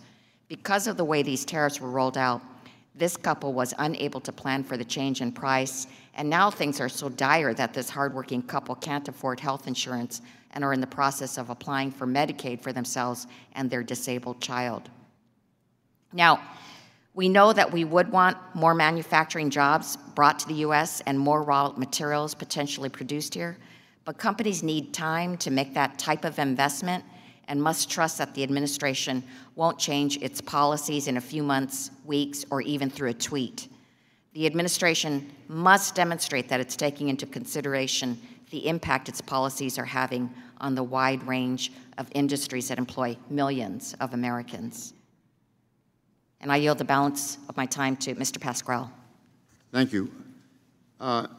Every interaction we've had with the USTR is valuable. I said I have a high opinion of him. But when you're playing poker, it's very different than when you're a United States congressman dealing with not the rules of poker, but the Constitution of the United States. There is a difference. To put them on the same level shows either ignorance or guile. Take your pick. We're the Congress. We have a constitutional authority over the trade policy, and we represent the American people. Are you want us to believe that? Sit back and wait. You'll see how he's smarter than all the rest of us. He's going to bluff. He's going to lie. But he'll get what he wants in the end. I'll tell you what he's going to get in the end. Well, we're only in the beginning now. We have our responsibilities. Private conversations with Ambassador Lighthizer does not and should not substitute for public conversations with the USTR or any other administrative official. The American people have the right to know what the administration is saying to us here in Congress, and we have the right to demand the administration be accountable. I understand the Ways and Means Republicans have met privately with Peter Navarro. How come we weren't invited? What are we, second-class citizens? Or maybe we don't know how to play poker. I yield back. Gentleman yields back. Mr. Kind, you're recognized. Strike the last word. Thank you, Mr. Chairman. I'll try to be brief, but Mr. Chair, I just wanted to speak in favor of Mr. Pascrell's resolution because I think he's trying to be helpful here, helpful to the Congress to perform a more meaningful role and have a more meaningful engagement when it comes to establishing trade policy. Yes, Article 1, Section 8 cannot be ignored, but also being helpful to the administration because for any of this to work at the end of the day, there has to be a strong working relationship and a strong partnership between the Congress and any administration when it comes to trade renegotiation or any bilateral trade negotiations going forward. Ultimately, it's going to come back to our laps for a vote of approval or disapproval. So it would be wise for the administration to make the extra effort of keeping us informed, letting us know where they're going with it, what the game plan is. And I know others around here, I'm looking at Mr. Reichert in particular, for the last few years have been working hard to try to reconstitute a bipartisan consensus on trade in Congress again. We've gotten away from that, and it's been detrimental to our long-term economic growth and competitiveness in the international markets. And so that starts at home, though, by listening to our constituents. And during the August work period, I had multiple listening sessions and visited a lot of companies, large and small, to get a better understanding of what the impact of these tariffs are having on them. And I got a report that this dog ain't hunting in middle America. I haven't found anyone that's in favor of the President's trade policy and the detrimental impact it's having on my manufacturers, large and small, many of whom are just family-owned businesses with steel and aluminum import costs that are in double-digit increases on them. And my farmers are universally opposed to what's happening because we knew the retaliation would be targeting them. I had a pork producer show up at one of my listening sessions and said, Ron, I want to be able to sell my pork. I don't want to receive pork from Washington. And that pretty much sums up the attitude in agriculture throughout the country. And for all you free marketeers out there, your instincts should be tied up in knots right now because of this command-control, state-run economy that this administration is pursuing. First of all, picking winners and losers and what industry in America should be protected, and therefore erecting tariffs around them. And then picking winners and losers, who's going to get bailed out due to the bad consequences to the action. The irony is we're going to be borrowing $12 billion from China to randomly distribute in some ad hoc fashion to agriculture producers because they no longer are allowed to sell their product to China. How crazy can this get? I was all in favor of modernizing NAFTA, bringing it into the 21st century. It's 30 years old. One of the provisions I'm encouraged that the administration is pursuing is a 16-year review of trade agreements. We shouldn't just limit it to NAFTA. We should be talking about any trade agreement, having the opportunity to review it and make changes and modernize it. But what's discouraging is this opaqueness and this view from the administration that Congress is the enemy in these negotiations. The President, in a recent tweet this past week, sent a warning to Congress that we better not mess with the negotiations with Canada now. Not mess with Congress. That's the wrong attitude to be taking. You ought to be bringing us in, along with what their goal and objectives are, working in partnership with us rather than fearing Congress is merely going to mess with them. That's how far astray that we've gotten from all this. And the real danger, I wish, Mr. Rice, about what's going on right now, you talk to any farmer and they express the same concern. Once you start losing market share, it's tough to get it back. And that is starting to happen day to day as long as all this is dragged out. It may be fine in some high-stakes poker game, but we're talking about people's livelihoods and their lives and their fear of losing their family farms right now, which many of them are on the edge of doing. And this trade policy is just piling on as far as they're concerned. Not yet. I'm running out of time. I have a couple more points to make. So at the end of the day, we ought to be working constructively, but Congress has got to assert ourselves back in the game. With that in mind, I've introduced two bipartisan bills recently, one with Mr. Norman that would set up a congressional review-like process so Congress would have an opportunity to review action before it's taken and take steps to prevent it if we think the administration is going astray. And another bill I've introduced with Mike Gallagher with 14 other Republican members sponsoring it would require any administration to submit a report if they're going to invoke 232 national security concerns. So we have a chance to review that and find out if there's an underlying justification for it and also take legislative action to block it before the damage is done. This is, I think, common sense bipartisan bills. They're in this committee. We ought to at least have a hearing on them and consider about the role that Congress has. But instead, gentleman's time has we're just expired. blocking it. Thank you. Mr. Levin, you Mr. Chairman, recognize. point of order. Mr. Chairman, I want to hold to my word. These are the first lists of bills that were submitted, bipartisan, many of them, to change the Affordable Care Act. This is just the first list Thank you. of Are 30. there 70 on According, we'll get to that. We just had a few out. We did this during the markup, Mr. Chairman. Without objection. I'm a man of my word. Thank you. Mr. Levin, you recognize. 3 quick points, Mr. Rice. For years, China acted inappropriately, and the Republicans on this committee and in the Congress essentially said and did nothing. When there was a surge and ITC said there should be action under what was passed, WTO, the Congress here under the Republicans did nothing. And when there was immense manipulation of currency by China, which destroyed a lot of jobs in the United States, we got no support from the Republicans, or very little, to act on the currency manipulation. Point 2 about poker, the problem with the president is he changes his hand.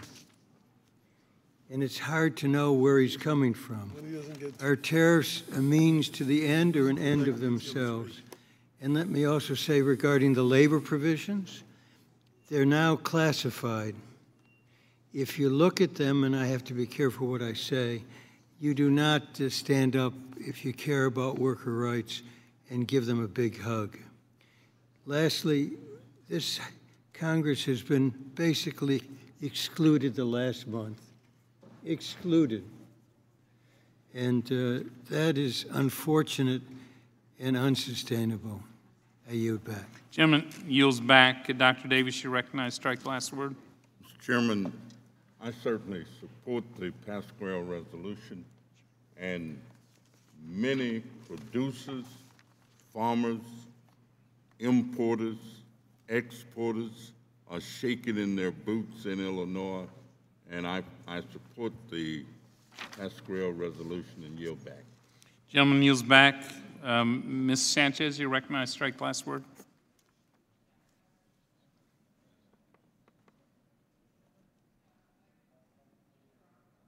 Gentlelady withdraws. Anyone else wish to strike the last word?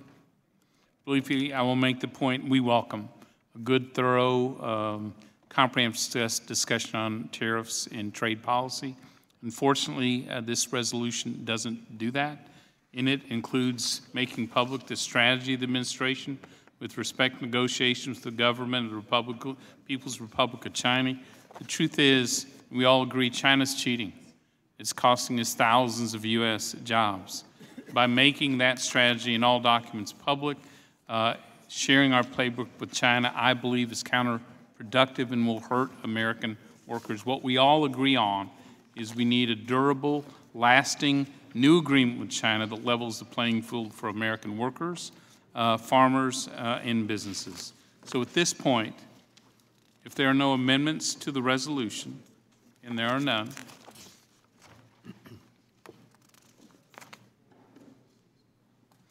where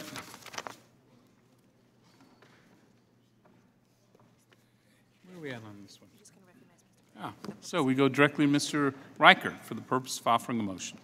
Mr. Chairman, I move that the committee report House Resolution 1018 to the House of Representatives without recommendation. Question is on reporting the resolution H.R. 1018 without recommendation. All those in favor of reporting the resolution without recommendation signify by saying aye. Aye. Those opposed, no. Opinion of the chair, the ayes have it. The motion is agreed to, and H.R. 1018 is ordered reported the House without recommendation.